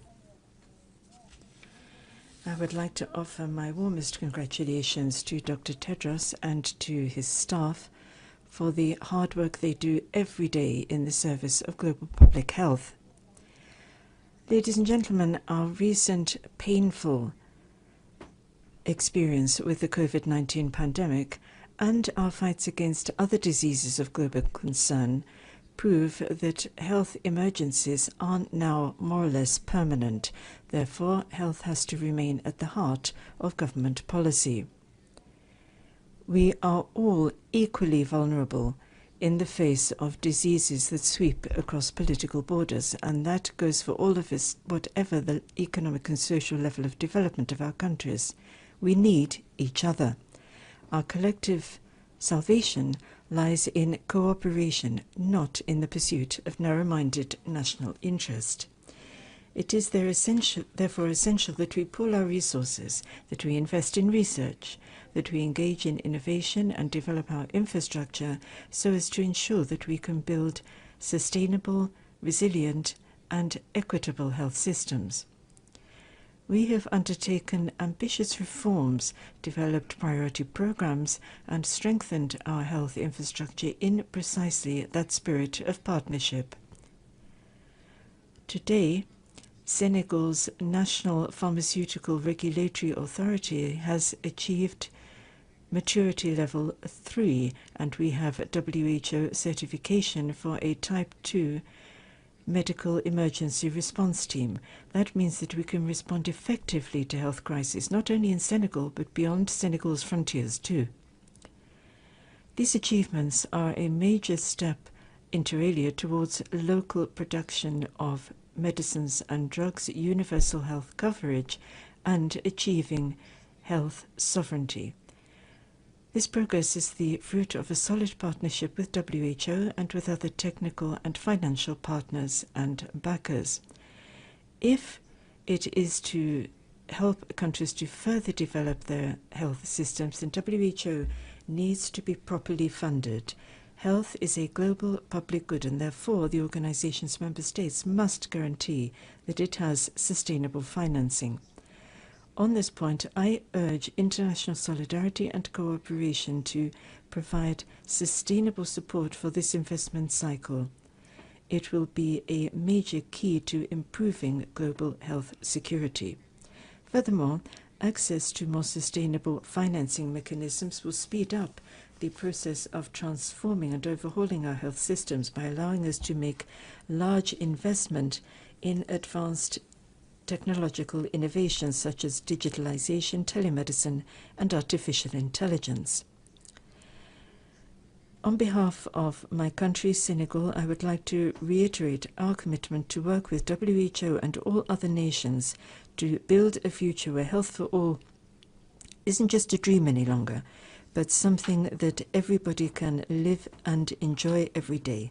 Have a successful assembly, and thank you for your attention. Thank you, Excellency. I have the pleasure to now invite the President of Mongolia, His Excellency Mr. Kurelesus Ukna. Эрхэм мөндөд чуулганы дарга Дэлхийн эрүүл мэндийн байгууллагын ерхий захирлаа, эрхэм мөндөд төлөөлөгчд, хатагтай ноёдоо.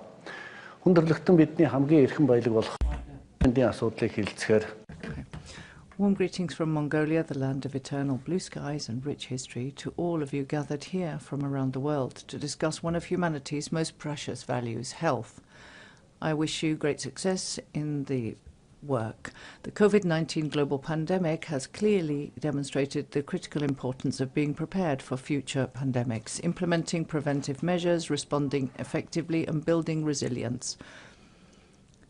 In response to those lessons, the World Health Organization has initiated the development of the WHO Convention Agreement or other international instrument on pandemic prevention, preparedness and response.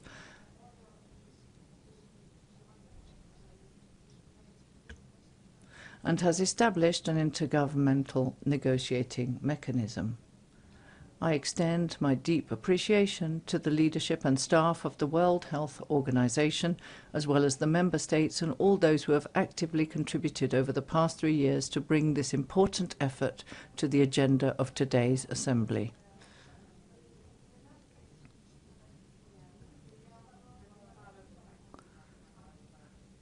I believe that this multilateral mechanism, born from solidarity and cooperation, will significantly contribute not only to the health and well-being of people around the world, but also to future generations by shaping effective health protection policies. Esteemed delegates, the ultimate goal of any country's development is to ensure well-being, peace of mind and happiness of its population.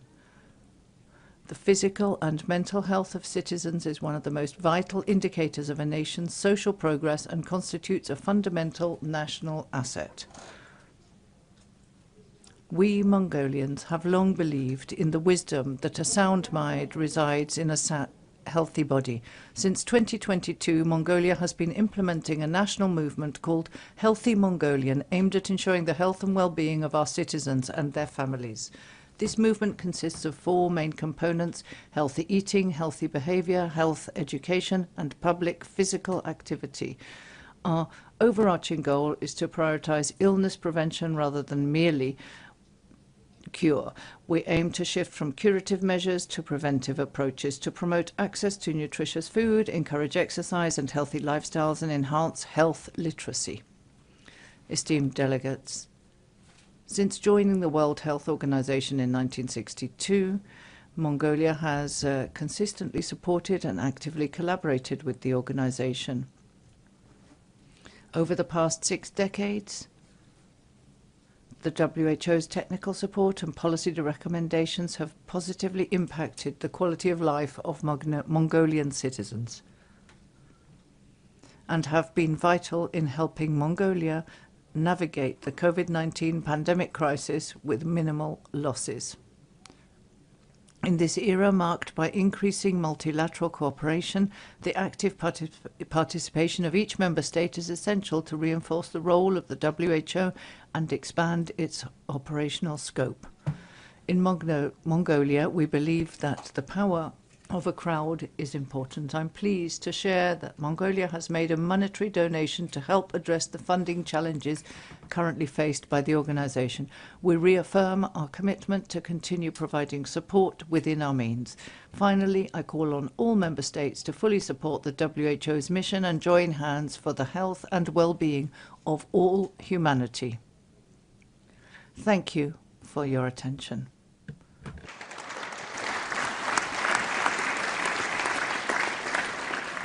Thank you, Excellency. We shall now resume plenary under Agenda Item 8, Report of the Main Committees.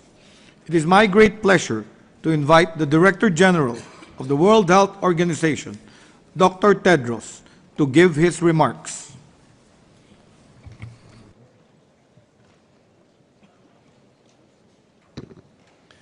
Thank you, Your Excellency. Your Excellency, Joao Lorenzo, President of Angola and Chair of the African Union. It's beyond words. Thank you so much for blessing us with your presence. I'm very grateful, Your Excellency President. Obrigado. And Your Excellency, Andrei Plenković, Your Excellency Liu Guzhong, Excellencies, Honorable Ministers and Heads of Delegation, dear colleagues and friends. My thanks to Farah El-Dibani, Elian Vidal and Eunice Miller for sharing your voices, your gifts with us this morning. My thanks also to all youth delegates who have joined us today. And my thanks to Member States for your historic adoption today of the WHO Pandemic Agreement.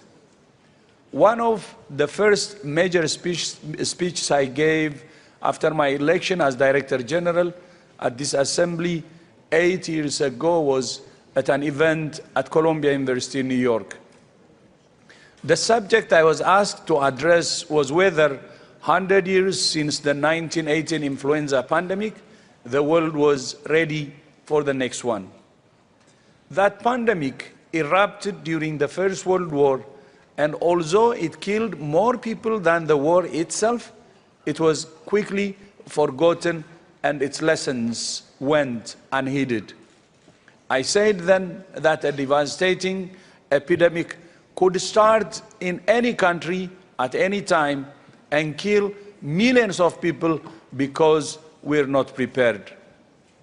I said that global health security is only as strong as its weakest link, and that no one is safe until everyone is safe. And I said that we do not know where or when the next global pandemic will occur, but we do know that it will exact a terrible toll, both on human life and on the global economy. The following year, 2018, at the World Government Summit in Dubai, I said the same thing again. And I said it again in 2019 in an interview with Time magazine, a rare interview that I did. Later that year, on the 31st of December 2019, I was at home with my family when I received a notification on my phone. As the rest of the world was celebrating the dawning of a new year, WHO staff in Beijing and Geneva had picked up the first signal of cases of viral pneumonia in Wuhan. The next day, the 1st of January 2020, when most of the world was on holiday, WHO was not. Immediately, we activated our emergency incident management system and alerted the world, and within the first 10 days, we convened global experts and published comprehensive guidance for countries on how to protect their populations and health systems. I'm proud of WHO's response to the pandemic, and of course, we're not perfect, no one is, but from the moment we received that first signal, and for the next 3 years, we did what WHO was created to do. We acted fast, and we told the world that what we knew when we knew it. We brought countries, experts, and partners together to review rapidly evolving evidence and distill it into guidance on which governments, health workers, and our partners relied. We worked to give member states the evidence, the advice, and the tools to protect their people. And we did it all based on evidence, data, and our values of equity and solidarity. The COVID-19 pandemic turned our world upside down. It stole at least 20 million of our sisters and brothers. And many of us in this room lost someone we know or love. It took a terrible toll on health workers who worked under extreme conditions, often without the equipment they needed. It wiped more than $10 trillion from the global economy. It damaged or destroyed the livelihoods of countless people. It pushed millions into poverty. It interrupted the education of millions of students. It took a heavy toll on the mental health of countless others who suffered from fear of the disease or the loneliness of isolation. It gave rise to torrent misinformation and disinformation that undermine trust in science and institutions, a trust deficit that remains to this day. And it exacerbated political tensions within and between nations. Just over 2 years ago, I declared an end to COVID-19 as a public health emergency of international concern.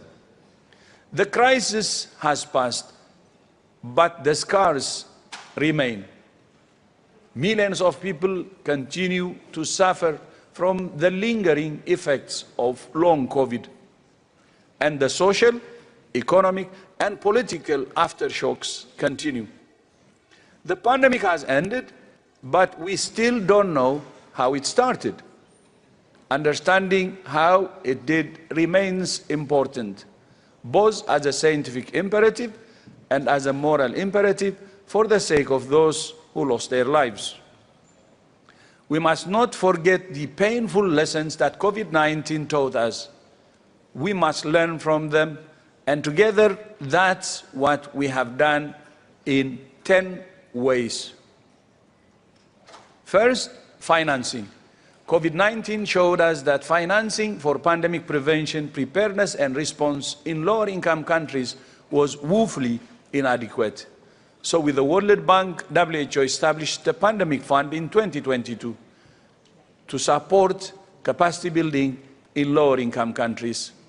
Already, the Pandemic Fund has provided $885 million in grants, catalyzing an additional $6 billion in co-financing, supporting 47 projects across 75 countries.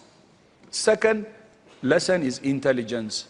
The pandemic showed us the need for much stronger intelligence to detect signals of outbreaks earlier and enable a more rapid response. That's why in 2021 we established the WHO Hub for Epidemic and Pandemic Intelligence in Berlin. And we expanded the epidemic intelligence from open sources platform, which monitors millions of signals every year and has tripled in scale to include 103 countries. Third, local production. The COVID-19 pandemic taught us that manufacturing capacity for vaccines and other medical countermeasures was concentrated in too few countries, and that we need much greater geographical diversification of production.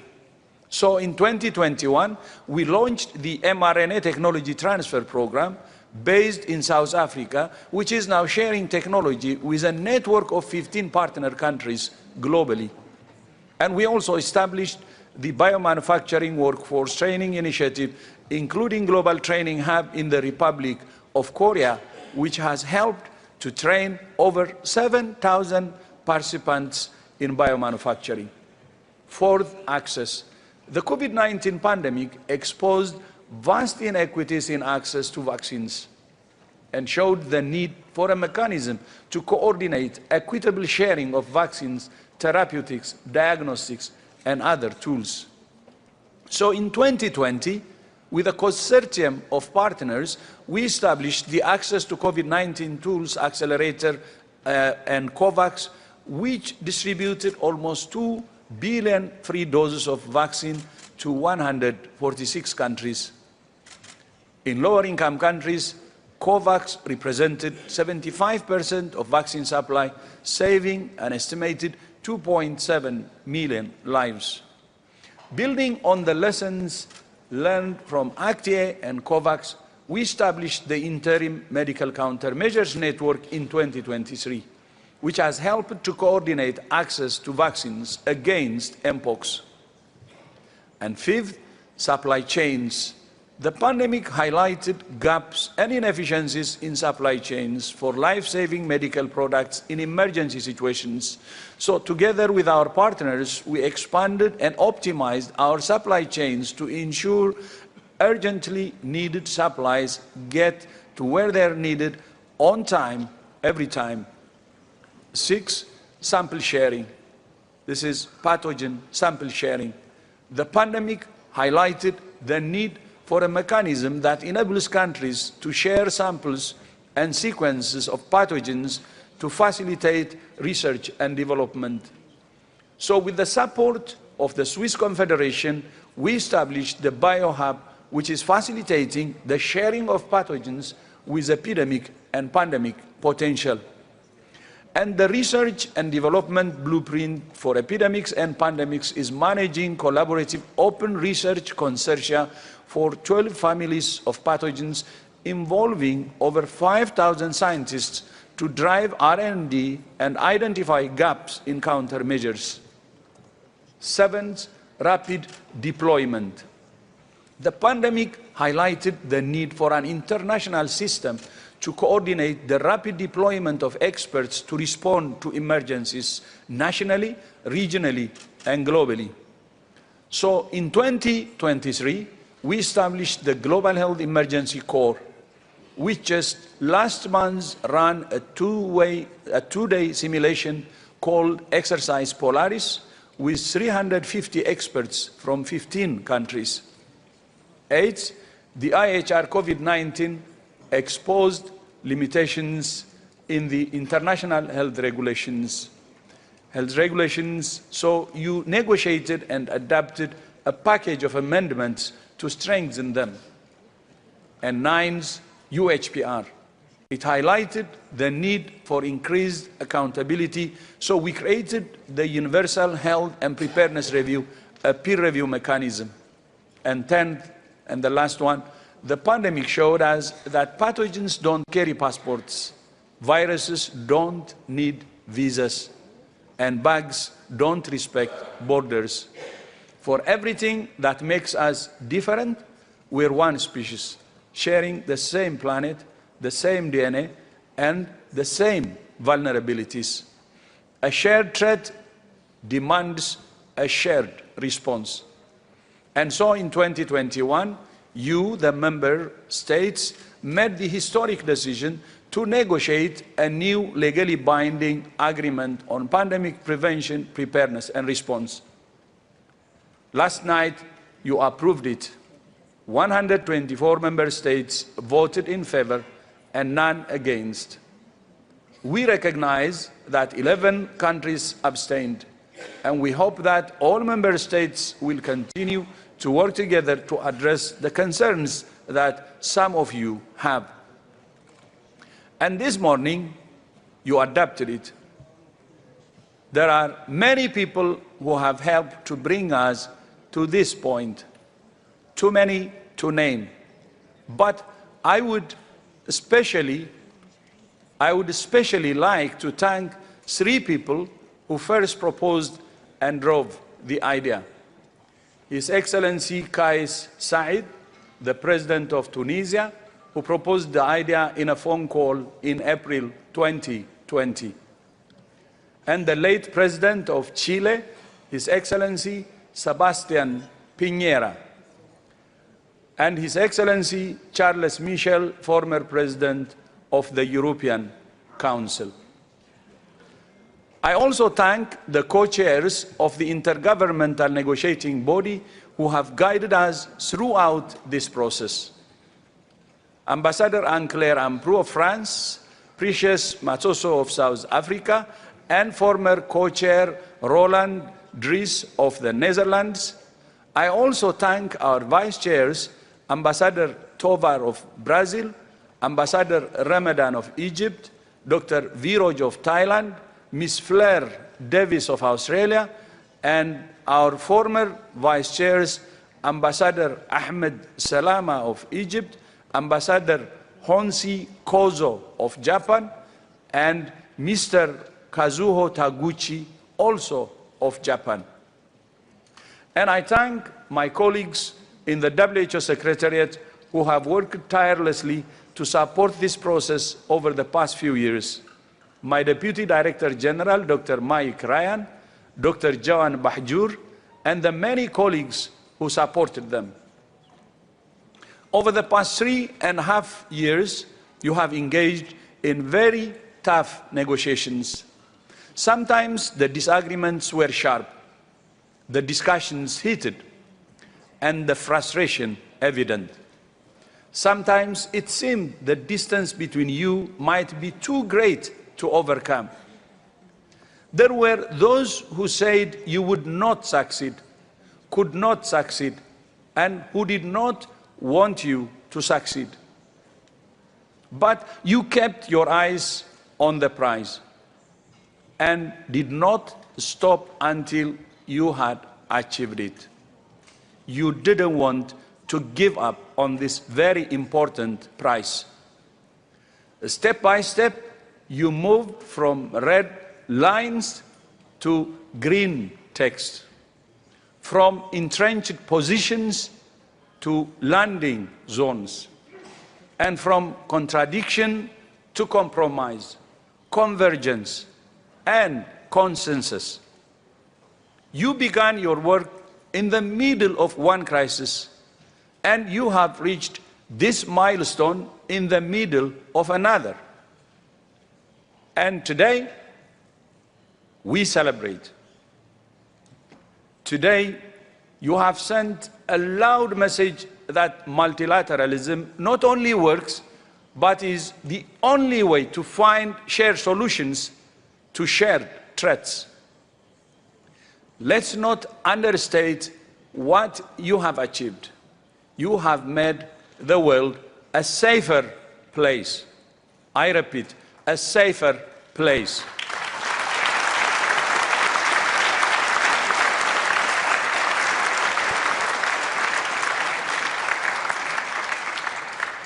And our youth delegation agree with that, and they have said it in their statement. By establishing a new system for sharing pathogens, vaccines, and other tools, by facilitating the transfer of technology, knowledge, skills, and expertise, by setting up a coordinating financial mechanism, by establishing a global supply chain and logistics network, by mobilizing a skilled, trained, and multidisciplinary national and global health emergency workforce, and much more. This is what the pandemic agreement will do. But there is one thing it will not do. It will not infringe on national sovereignty in any way, nor give the WHO Secretariat power to impose mask or vaccine mandate or lockdowns. Anyone who says it will is clearly mistaken. You, the member states, have made that very clear in the text of the agreement itself. You're all aware of the torrent of mis and disinformation that we have faced through the negotiation of this agreement. And although you have now adapted it, deception and distortion will continue. So we must be very clear about this.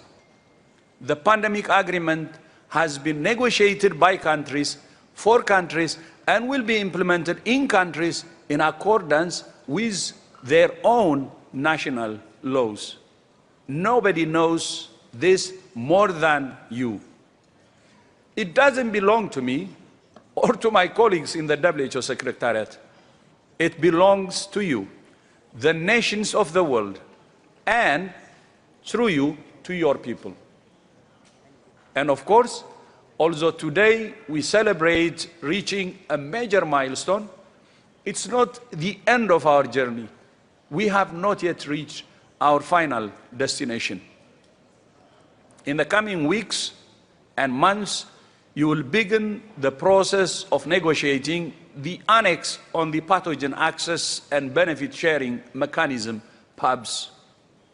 After that, the process of ratification will begin before the agreement finally enters into force. There will still be hurdles to overcome.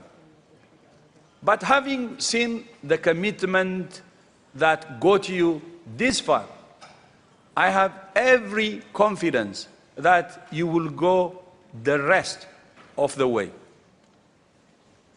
Let me return to the question I was asked to address in that speech at Columbia University.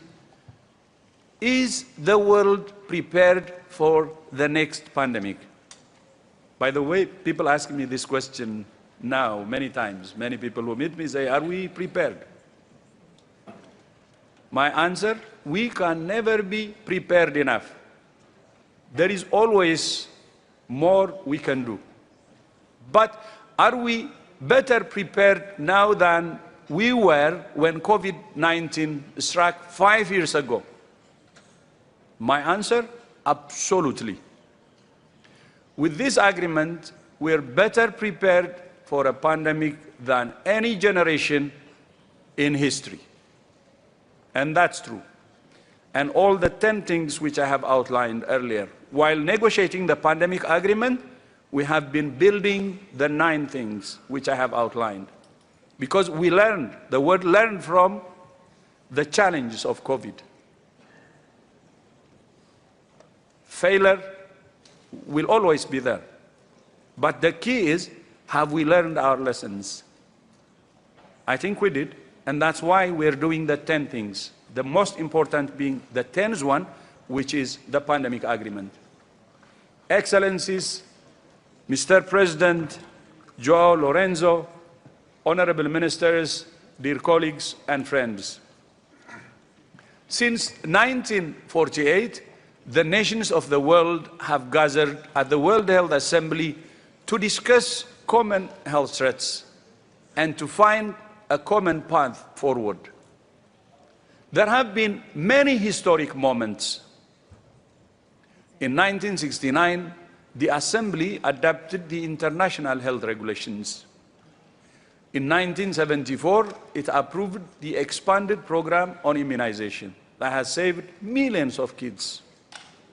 In 1980, it declared the eradication of smallpox. In 1988, it adopted a resolution to eradicate polio. In 2003, it adopted the Framework Convention on Tobacco Control, which is saving lives as well. And in 2021, at only the second special session of the Health Assembly, you decided to negotiate a new international agreement on pandemic prevention, preparedness and response. Your adoption this morning of the WHO pandemic agreement will rank among the most significant achievements in the history of this organization and of global health. Those of us who were lucky enough to be in the room at 1:57 a.m. on the 16th of April, or in committee last night, or here this morning, will remember it for the rest of our lives. We will all be proud to say, I was there. But the point is not the words of the agreement on which you have spent so many hours discussing, debating, and deciding. The point is the people of our world. This is about making the world safer for them and their children and grandchildren, for us, for our children and our grandchildren. Together. Thank you for your determination to get this done. Many were skeptical, but you got it done. And this is through determination and commitment. And I have seen it spending the whole night in a windowless auditorium in a basement. I was so moved when I saw you negotiating the whole night, from 9 to 9, non-stop. That moved me, and I could see the determination and commitment. That's why it happened. Thank you for showing that in our troubled world, nations can still find a way to work together. And thank you for the gift you have given the world today. A special gift on May 20th, 2025. That's your gift to the people of the world, the best gift. Thank you so much. I thank you.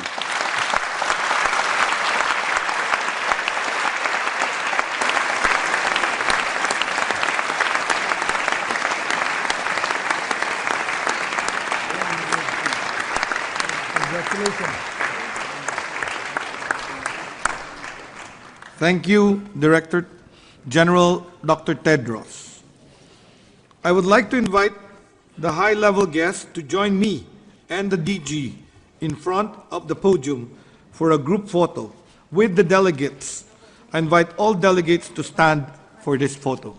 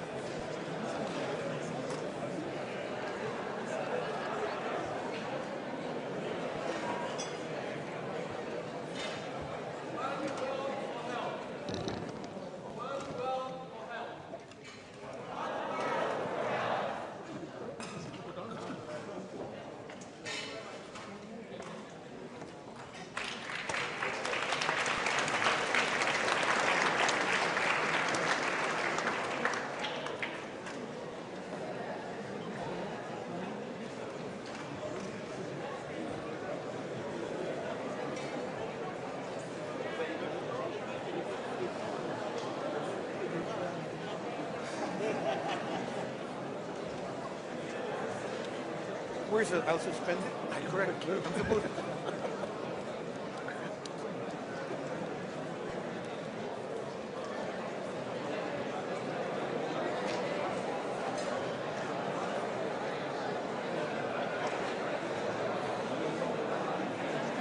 The plenary is suspended.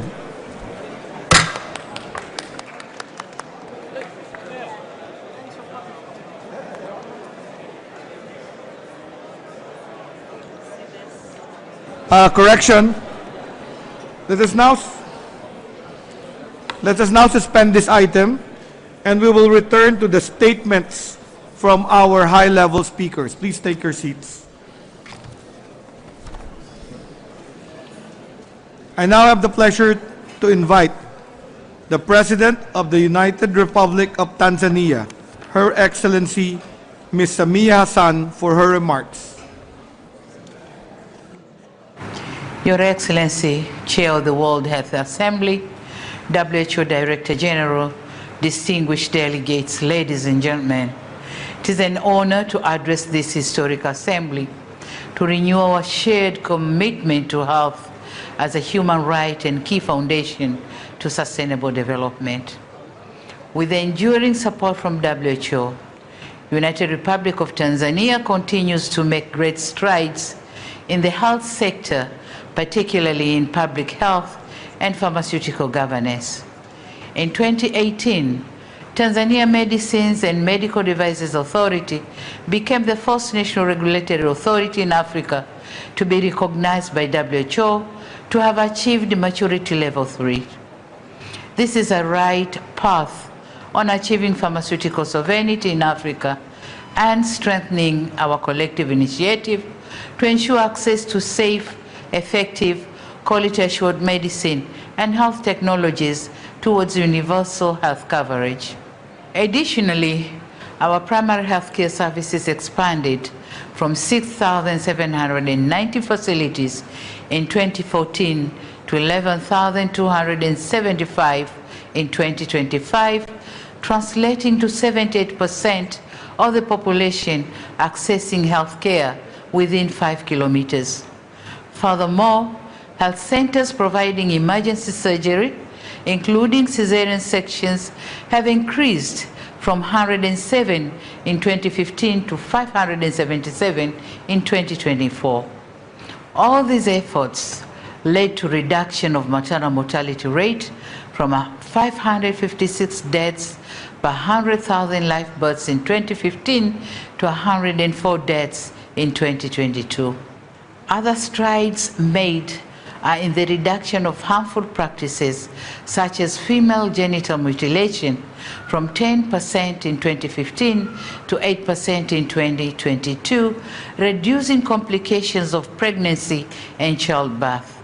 Certainly, Tanzania could not have realized all this without WHO's steadfast partnership at all levels. We remain grateful for walking this journey with us. Excellencies, despite these gains, challenges still remain. Our health systems are under strain from health rates and rising costs of healthcare, to mention but a few. In addressing some of these challenges, we are undertaking a comprehensive reform in public health financing, including the introduction of the universal health coverage, so as to pool resources for equitable access to quality health care, infrastructure, and human capital development. Primary health care and service integration remains our priority for a holistic approach. Excellencies, in conclusion, I urge all of us to reaffirm our commitment to WHO as the cornerstone of health collaboration.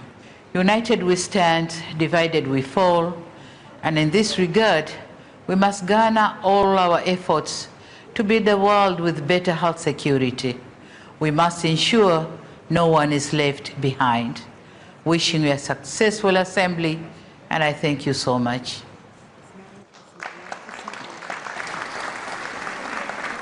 Thank you, Excellency. I have the honor to invite the President of Cabo Verde, His Excellency Mr. Jose Neves, for his remarks. Cabo Verde ascendeu à independência em 1975. Há 50 anos, a situação sanitária era quase de calamidade generalizada e desnutrição grave. O arquipélago tinha... Our archipelago had a life expectancy of 56 years and an infant mortality rate of 108 per 1,000 live deaths. The situation was extremely difficult and the provision of drinking water was insufficient. Sanitation was also insufficient and there was a lack of coverage in terms of infrastructure and health care. This was fertile ground for the appearance of various diseases such as tuberculosis, whooping cough, diarrhea and others, including measles.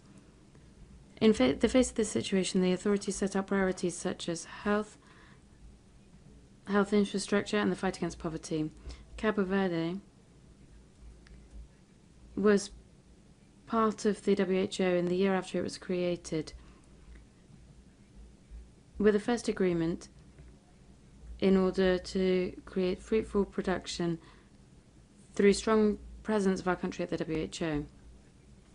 This significantly contributed to us setting out patterns of excellence and quality healthcare. This alliance that we created translated into significant support in which strategies were defined, as well as frameworks and sectoral and multi-sectoral policies. More specifically, we developed the national health system and created universal health coverage, as well as providing protection for health emergencies. I'd also like to highlight the valuable support for the fight against epidemics and for setting up vaccine campaigns. We received the certification as a malaria-free country. We are very grateful as a country for the excellent cooperation that we've had over these years. By way of thanks, the President of our Republic gave the WHO the Emil Cabral Prize last year, showing that the WHO had led the fight in difficult situations that faced humanity in terms of health over the last few years, particularly the COVID-19 pandemic, for example. So, we would like to give warm thanks to the whole of the WHO and all of those who have dedicated themselves to commemorating the anniversary. We would like to use all means at our disposal so that WHO can continue with its noble mission of saving lives. Thank you. Thank you, Excellency. I have the honor to invite the Prime Minister of India, His Excellency Mr. Narendra Modi, for his remarks. Excellencies and delegates, Namaste. Warm greetings to everyone at the 78th session of the World Health Assembly. Friends, the theme of the World Health Assembly this year is One World for Health. It resonates with India's vision for global health. When I address this gathering in 2023, I had spoken about One Earth, One Health. The future of a healthy world depends on inclusion, integrated vision, and collaboration. Friends, inclusion is at the core of India's health reforms. We run Ayushman Bharat, the world's largest health insurance scheme. It covers 580 million people and provides free treatment. This program was recently extended to cover all Indians above the age of 70 years. We have a network of thousands of health and wellness centers. They screen and detect diseases such as cancer, diabetes, and hypertension. Thousands of public pharmacies provide high quality medicines at far less than the market price. Friends, technology is an important catalyst to improve health outcomes. We have a digital platform to track vaccination of pregnant women and children.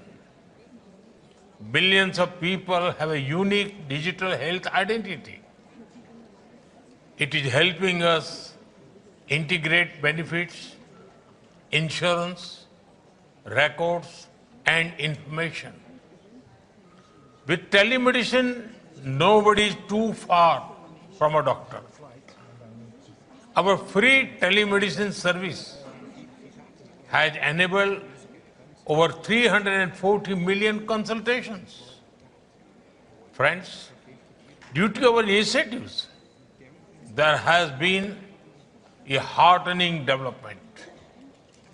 The out-of-pocket expenditure as percentage of total health expenditure has fallen significantly. At the same time, government health expenditure has gone up considerably.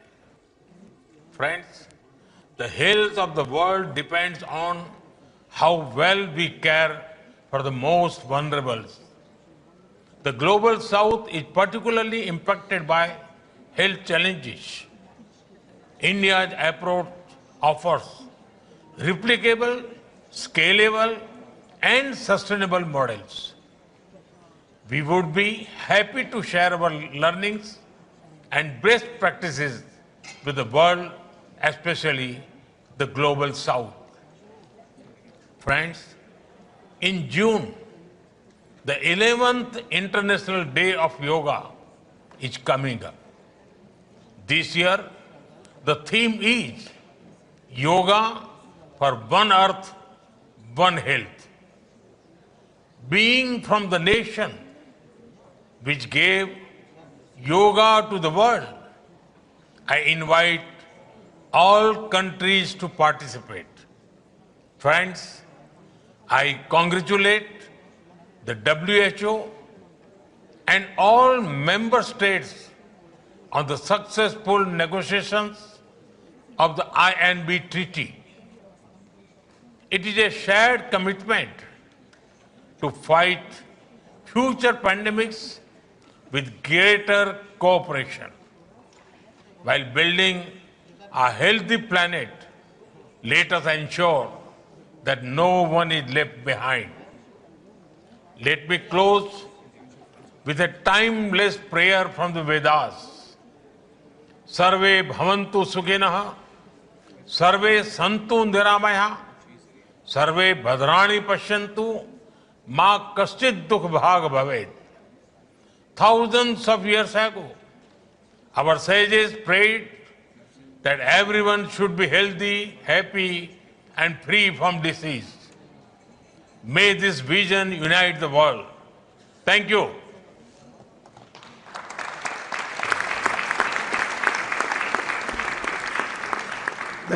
Thank you, Excellency.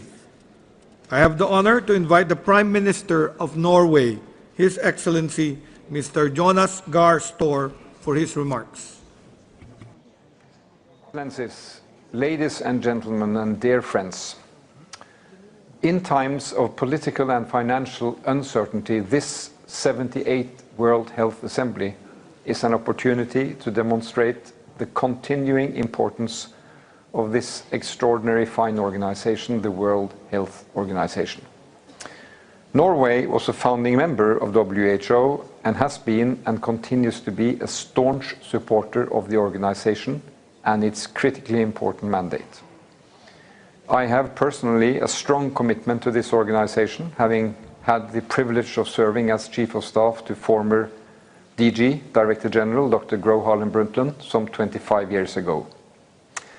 And as I see it, it's pretty easy to state the following. WHO is more important than ever in our globalized world. WHO has repeatedly demonstrated its importance as a global, convening and coordinating body. It is the leading normative and technical organization on health matters. It stands in the Constitution, and it has always been demonstrated at the critical junctures of our times. WHO plays an important role both in health emergencies and in humanitarian response. This period of uncertainty is pushing us to reconsider the global health architecture. Regardless of how this develops, WHO will have to maintain a central role, and all governments should be held accountable to delivering on that.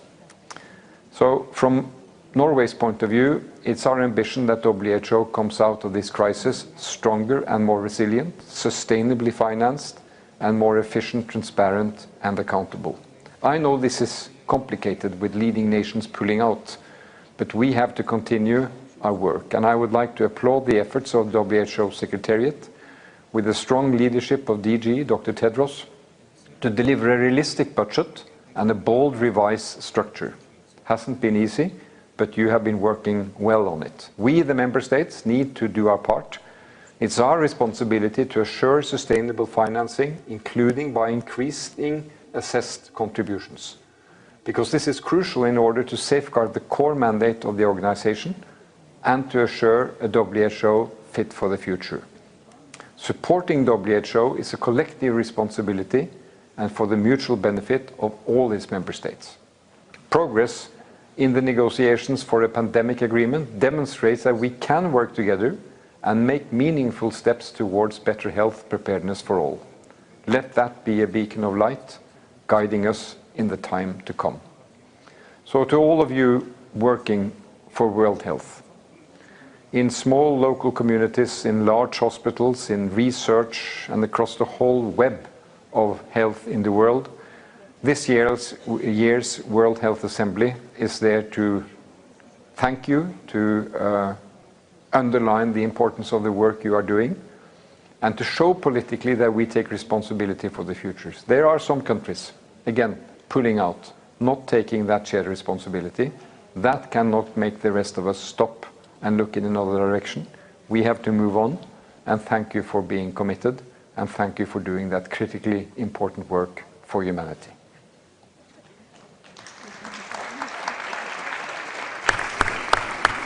Thank you, Excellency. I have the honor to invite the Prime Minister of Singapore, His Excellency, Mr. Wong Lawrence, for his remarks.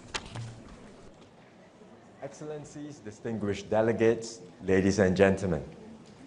We are meeting at a time of great uncertainty. The international system is under severe strain.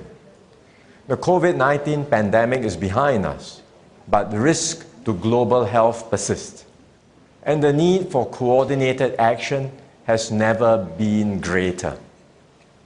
The World Health Organization, or WHO, has shown us that international cooperation remains possible in these uncertain times. Countries successfully concluded negotiations on the pandemic agreement last month.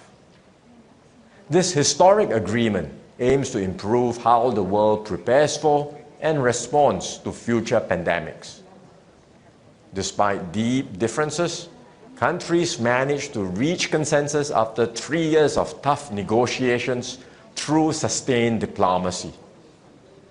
This is an encouraging development, both for global health and for multilateralism. It reminds us of what we can achieve as an international community when countries come together to find common ground and forge shared solutions. Singapore is firmly committed to an open, stable, and rules-based multilateral system. We believe that global problems require global solutions. That is why we have been steadfast in supporting the WHO and its role in global health governance. Singapore was amongst the first to pledge to the WHO investment round last year. This reflects our commitment to global health security. Recently, we hosted the Philanthropy Asia Summit, which provided a platform for philanthropic foundations to support meaningful causes, including more resilient healthcare systems. Singapore will continue to do our part for global health, because as the theme of this World Health Assembly reminds us, we all live on one world for health. A disease anywhere can become a threat everywhere. Viruses know no borders. The only way forward is for all of us to tackle global health challenges together. So let us join hands to build a healthier, safer, and more resilient world for all.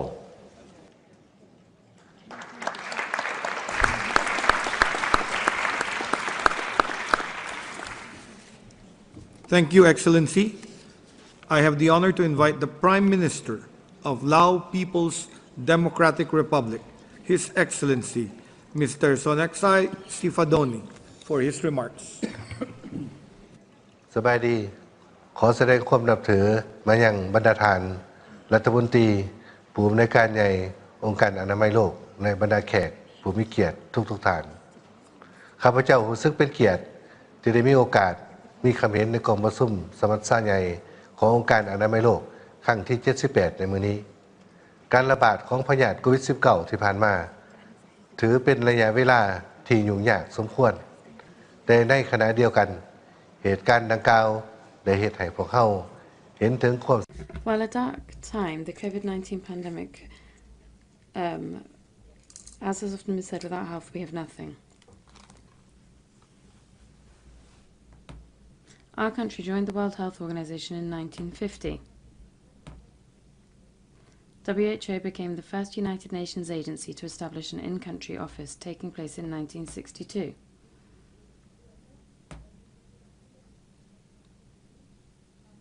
Since then, we have worked hand in hand in improving maternal and child health, immunization,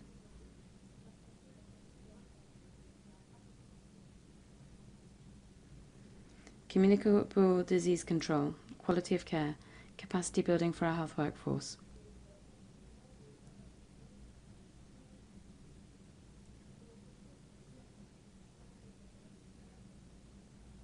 Health promotion and more, with many significant achievements towards health for all, including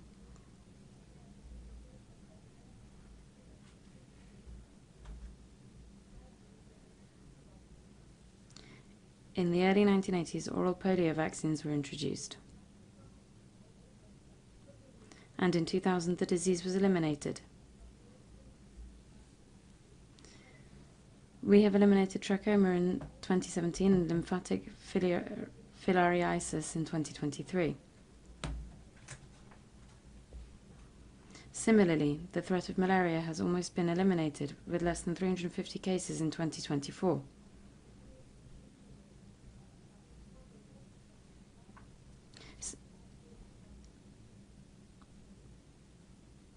Between 2000 and 2023, the ratio of mothers lost during pregnancy or childbirth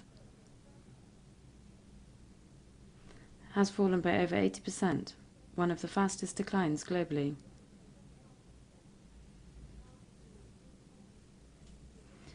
Throughout these milestones, WHO has been a constant and committed partner.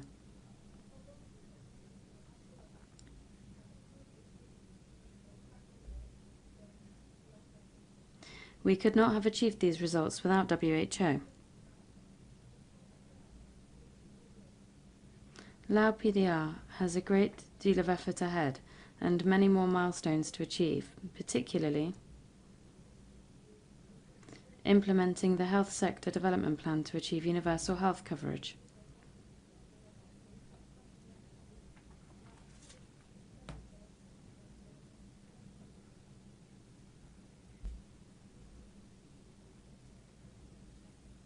and support the country's LDC graduation, An appropriately and sustainably resourced WHO is essential to achieve our shared goals.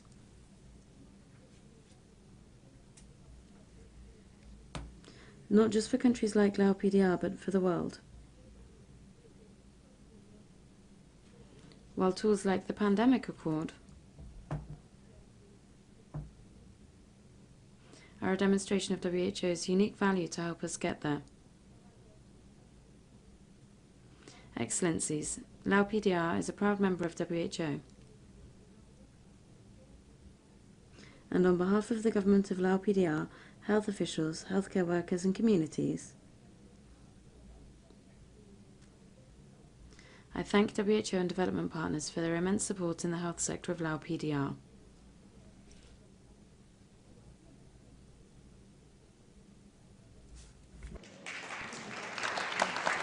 Thank you, Excellency. I have the honor to invite the Prime Minister of Vietnam, His Excellency Phan Minh Chinh, for his remarks. Thưa Ngài Tổng Giám đốc, thưa các quý vị đại biểu, tôi rất là cảm ơn Ngài Tổng Giám đốc. At the outset, I would like to thank you for this opportunity to address the 78th World Health Assembly. Thứ 78 này, tôi muốn chia sẻ. I would like to share with you my thoughts as follows. First, we have always placed the people at the heart of national construction and development.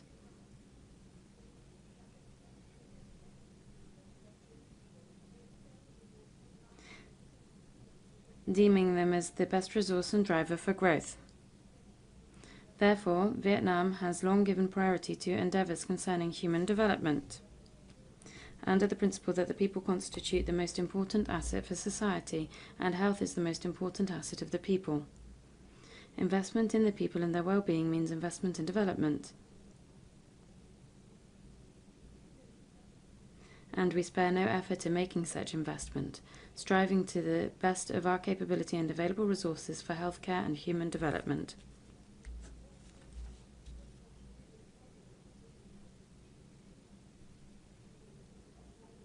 Second, in today's world,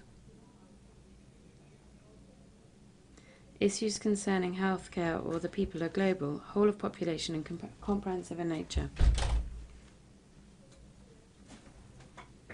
Therefore, we need to uphold multilateralism, strengthen international cooperation and unity, and offer mutual support to address these challenges. COVID-19 was exemplary for this. Other instances include climate change, aging demography, and depletion of resources. Such obstacles require the international community to join hands to overcome. This has been very much proven, and I am certain that you are all well aware of this. Third, I believe that wealthy developed countries should assist poorer developing or less developed nations.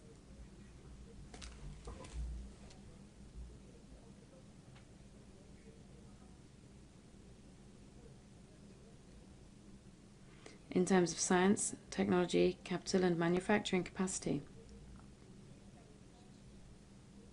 Most notably, focus should be given to the production of medicines and vaccines to best prevent pandemics and cure diseases, consultation in establishing necessary institutions, and support in human resource development and healthcare capacity building.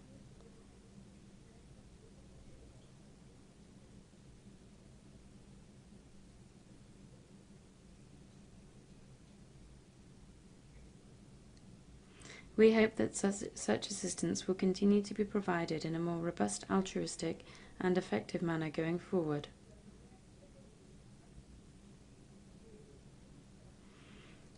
On Vietnam's part, we are committed to implementing the regulations of the World Health Assembly,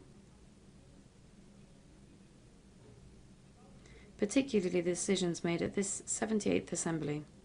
Although Vietnam also faces its share of hardships, we should always be ready to contribute to these common efforts and offer our experience, knowledge, consultation and achievements to the international community.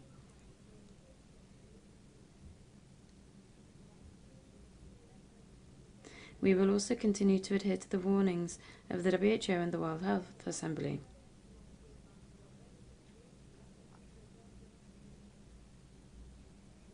Despite existing hurdles, Vietnam remains determined to invest further in human development and healthcare, in tandem with other countries worldwide. Only then can we build a world wherein the well-being for all can be guaranteed.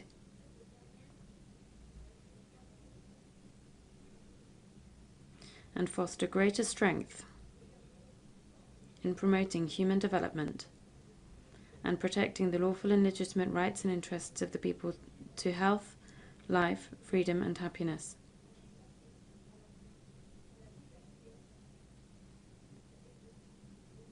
Once again, I would like to extend my heartfelt thanks to the World Health Assembly. May the 78th World Health Assembly be a great success.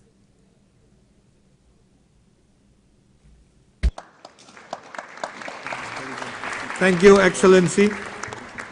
I now have the honor to invite Senator the Honorable Penny Wong, Minister for Foreign Affairs, on behalf of the Prime Minister of Australia.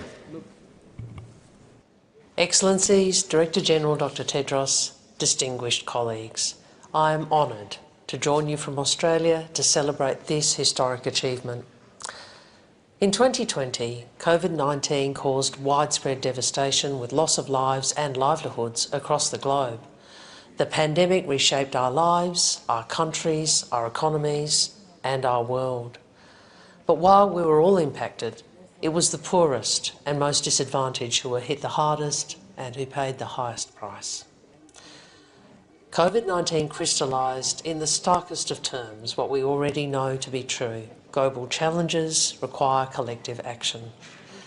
That's why the world came together with a shared ambition to act on hard-earned lessons, to work towards an agreement to reduce the risk of future pandemics and make the world safer for everyone, no matter who you are or where you live. Because we know these health emergencies don't recognise national borders. But if we work together, we can save lives, preserve livelihoods and boost resilience. Today we take a significant step forward in that endeavour.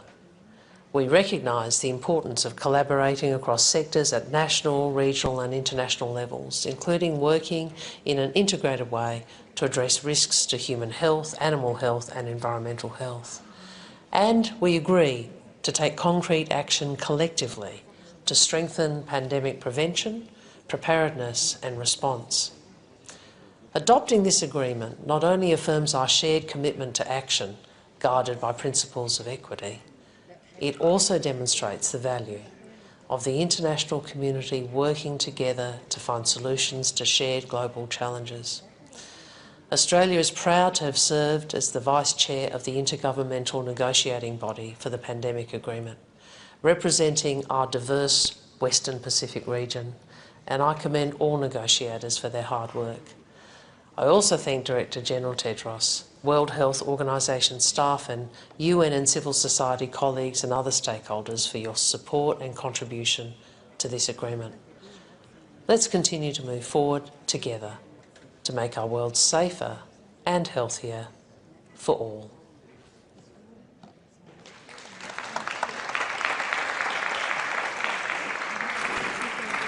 I now have the pleasure to invite Mr. Oliver Barhel, Commissioner on Health, on behalf of the President of the European Commission, to give his remarks. More than 5 years ago, in the midst of the COVID-19 pandemic, a cross-regional group of leaders called on the international community to do something new, to come together to step up our international cooperation and solidarity so that we can all be better prepared for future pandemics. Now, the international community has crafted provisions that promise to change how we prevent, prepare for, and respond to future pandemics for the better. Global cooperation is essential if we want to tackle our shared problems.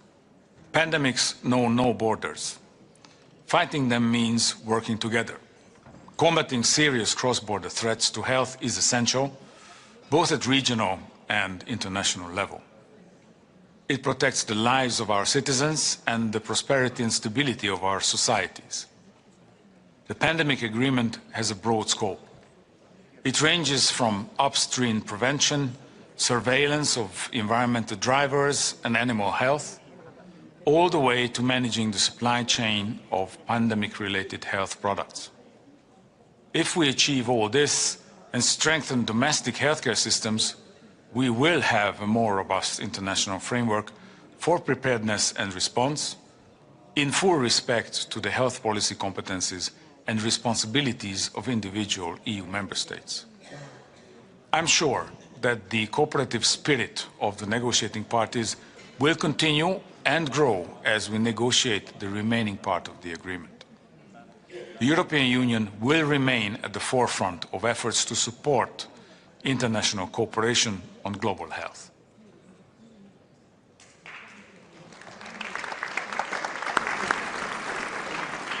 Thank you.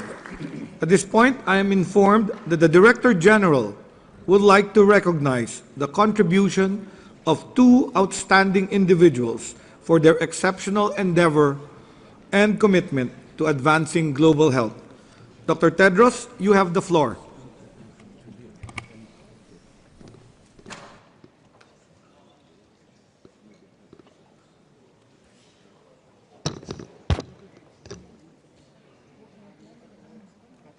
I'm honored to present the Director General's Award for Global Health to Professor Awa Mary Kolsek and Professor Sir Brian Greenwood.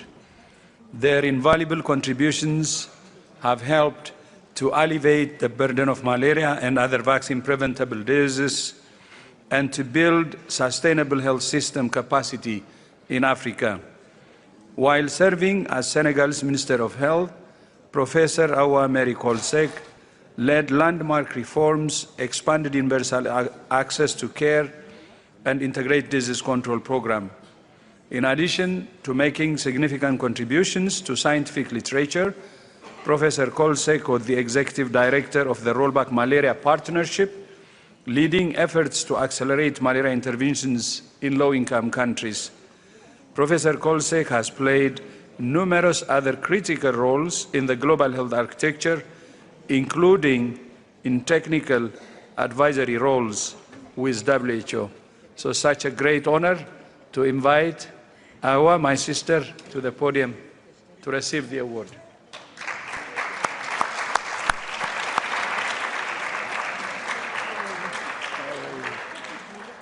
Welcome. This way. Yeah. Senegal, yeah, Senegal. Senegal is in the house.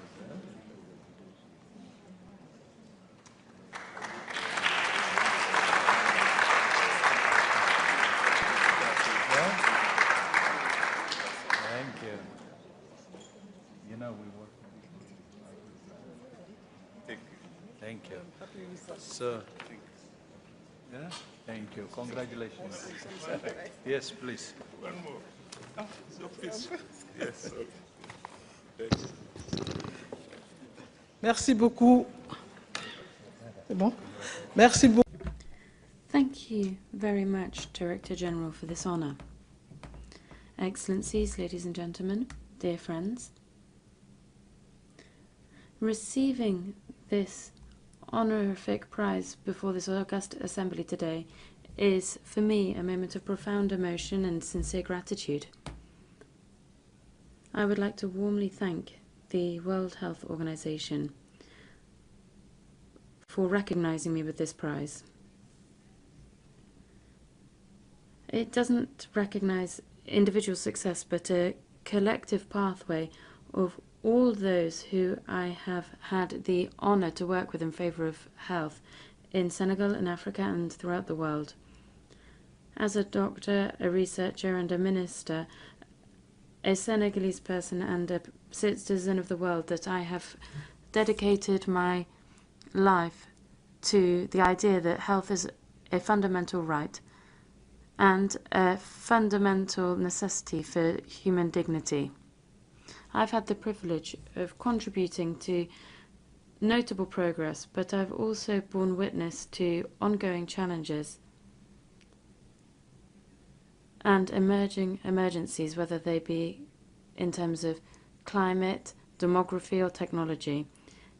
This prize is all the more important in that it symbolises trust in the values that I defend, solidarity between peoples, science in the service of humanity, and the leadership of women in the health system. At the time at which I speak to you, millions of lives are at play, with the various cuts underway and to come in health financing. I am calling solemnly for solidarity towards those people who are the most vulnerable and in the most serious situations. Now, after so much effort and sacrifice and progress, let's not abandon them. I dedicate this prize to African youth, to health professionals on the front line, researchers and decision makers who are committed to a fairer world. I dedicate it to my family, my husband, my children, my grandchildren, and my country, represented here today by the Health Minister, who represents the Parliament as well as our Ambassador. And I dedicate it to all those who have inspired me, supported me, and challenged me. Finally, I would like to say that we need to continue to work together towards a world in which everyone, wherever they may live, has the possibility to enjoy the highest possible level of health. I'd like to thank you for your attention. Thank you. Thank you. Thank you very much. Thank you. Once Brian is done, you will come back. You will come back for photo when Brian is done. Yeah, okay. Now, over the last 5 decades, Professor Sir Greenwood performed pioneering research and made major contributions to infectious disease control. His work on malaria has been instrumental in shaping modern approach to control this devastating disease. His contributions range from the introduction of insecticide-treated bed nets to groundbreaking trials for the RTSS malaria vaccine, the first vaccine to be recommended for widespread use. Professor Kolsek and Professor Greenwood, you have our admiration, and now I invite Professor Brian Greenwood to receive the award. And I would like to also say he is my mentor, because, you know, I'm a malariologist, so I'm recognizing my mentor, which is a good opportunity. Thank you.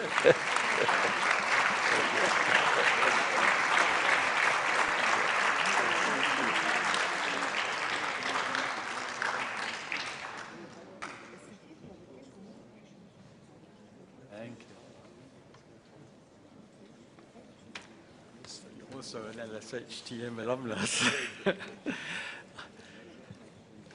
President, Your Excellencies, distinguished delegates, and of course Tedros, it's a big honor to have this award, and I really appreciate it. I've been fortunate to have had a very interesting career it's almost 60 years exactly since I first went to work as a very young, inexperienced doctor in Nigeria. And that's beginning a career that's really linked me to Africa ever since. And at that time, when I first went there as this young doctor, the pediatric wards were full of measles, meningitis, malaria, polio. There were still even cases with smallpox coming to the hospital. And as my first research job, I was following up autoimmune diseases to see if they had malaria had an impact on those infections. And that involved going into rural villages, going around the back streets of Ibadan, looking to see what had happened to these patients. And there was no primary care in those rural areas. And it's one person's lifetime. The under 5 child mortality was about 400 per 1,000 in parts of West Africa. So how that's changed in one person's lifetime. Many of those diseases are not gone, but are much reduced, and there has been a dramatic improvement in under 5 child mortality. In the Gambia, where I also work, that's now 40, a 10-fold drop in that thing. And WHO has played a really important part in bringing about those changes through setting up EPI, primary health care, and so on. So as a young researcher working out in Africa, it was quite difficult to keep up with what was going on in the real world of global health. There was no internet, the mail took about 6 weeks, and so on. And in 1975, I was asked to a meeting in WHO up the hill there, and that was a translational event for me, and I always had the chance to meet people, particular directors of TDR, Dr. Ade Lucas and Dr. Tori Godard, and I learned a lot for them, and it was great to have that opportunity. More recently, I've had the chance to be a member of various WHO committees and task force and so on, and that's given me really the chance to see from an outsider, not an employee, what an excellent job WHO has done in global health. And as we've heard earlier today, it's really important that despite the problems, that is sustained for another person's lifetime. So finally, I'd like to thank the many colleagues I've had, especially those in Africa that I have been able to work with through my career, and also my family, my wife, and my two daughters, Emma and Rachel, and one of whom is sitting there who've been a great support. And without their support, I would not have been able to be standing here today. So thank you, Tedros, and thank you. Thank you. Thank you. We will have the three of us together. So can Rachel come? Yes, let's have Rachel. Yes, please. So we have the three of us first, and then we will. Okay.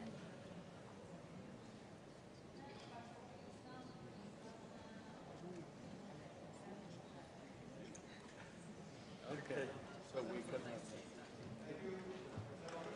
Us, and congratulations to our two worthy recipients, Professor Greenwood and Professor Kolsek. I now invite Mr. Robert Kennedy Jr.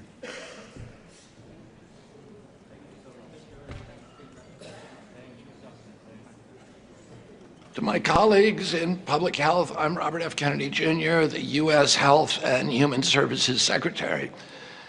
As you know, President Trump has made the decision to withdraw the United States from the World Health Organization. I'd like to take this opportunity to offer some background to that decision, and more importantly, to chart a future path toward global cooperation on health and health security. Like many legacy institutions, the WHO has become mired in bureaucratic bloat, entrenched paradigms, conflicts of interest, and international power politics. While the United States has provided the lion's share of the organization's funding historically, other countries, such as China, have exerted undue influence over its operations in ways that serve their own interests and not particularly the interests of the global public. This all became obvious during the COVID pandemic when the WHO, under pressure from China, suppressed reports at critical junctures of human-to-human transmission and then worked with China to promote the fiction that COVID originated from bats or pangolins rather than from a Chinese government-sponsored research at a biolab in Wuhan.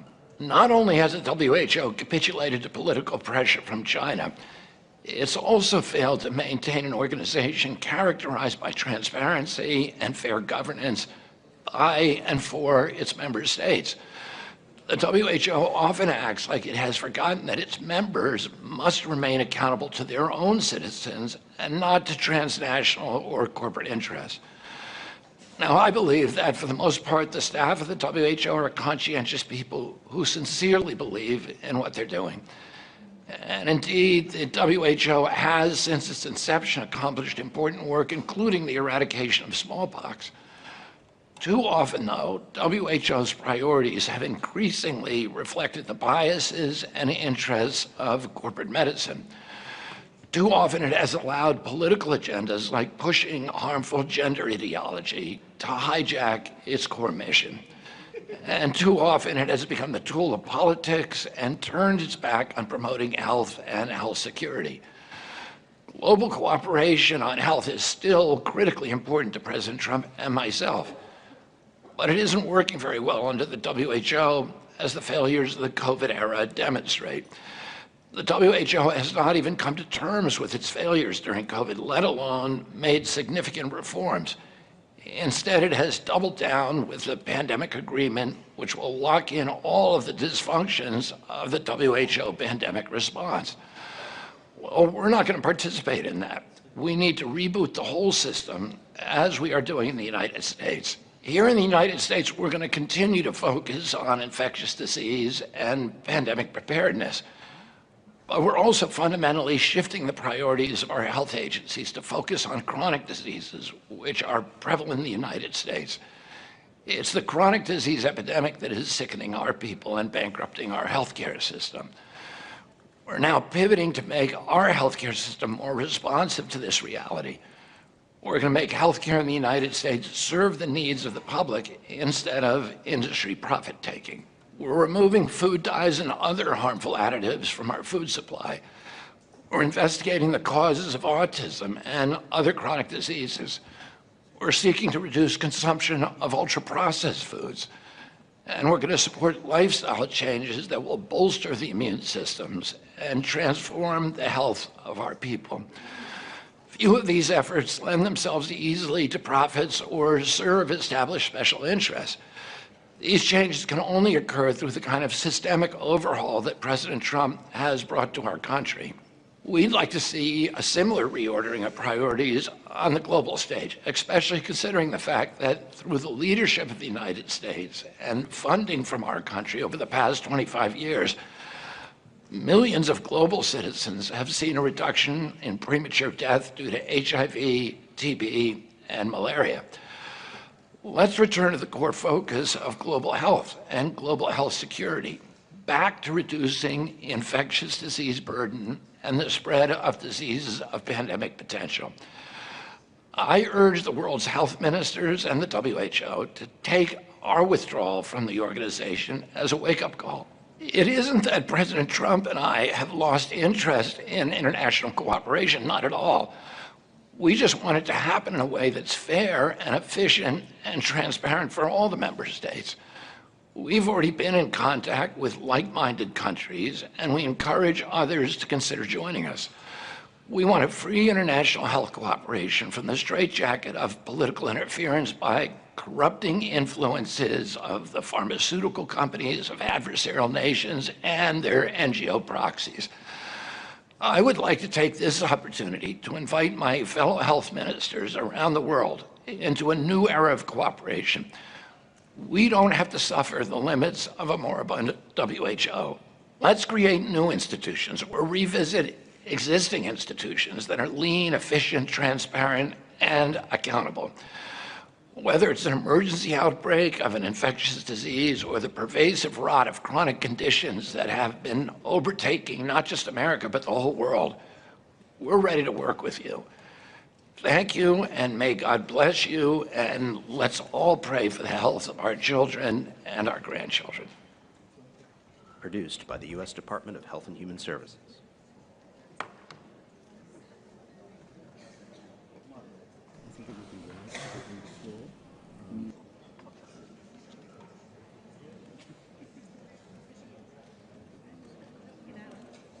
Okay, I see the flag of China. China is recognized. You have the floor. Hi, there are points of order now. I will speak in Chinese.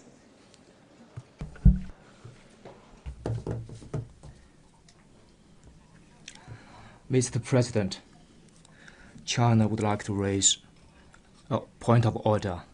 The statement of the United States is grossly inconsistent with the fact and infringes on China's sovereignty and interest, against which China expresses solemn protest and resolute opposition. China believes that COVID-19 prevention and control is a scientific issue that should be guided by science and evidence, with judgments made by scientists. The United States should stop politicizing and instrumentalizing the pandemic, smearing and shifting blame onto other countries, and should promptly respond to the legitimate concerns of the international community. It should proactively share data on its early suspected cases with the World Health Organization and provide a responsible explanation to the people of the world. Thank you, Mr. Chairman. Concludes the morning session, and the plenary will resume at 2:30. Committee A will also meet at 2:30 at room 20, and the Committee on Credentials will meet at room 22 at 2 p.m. Thank you. Have a good afternoon. Thank you.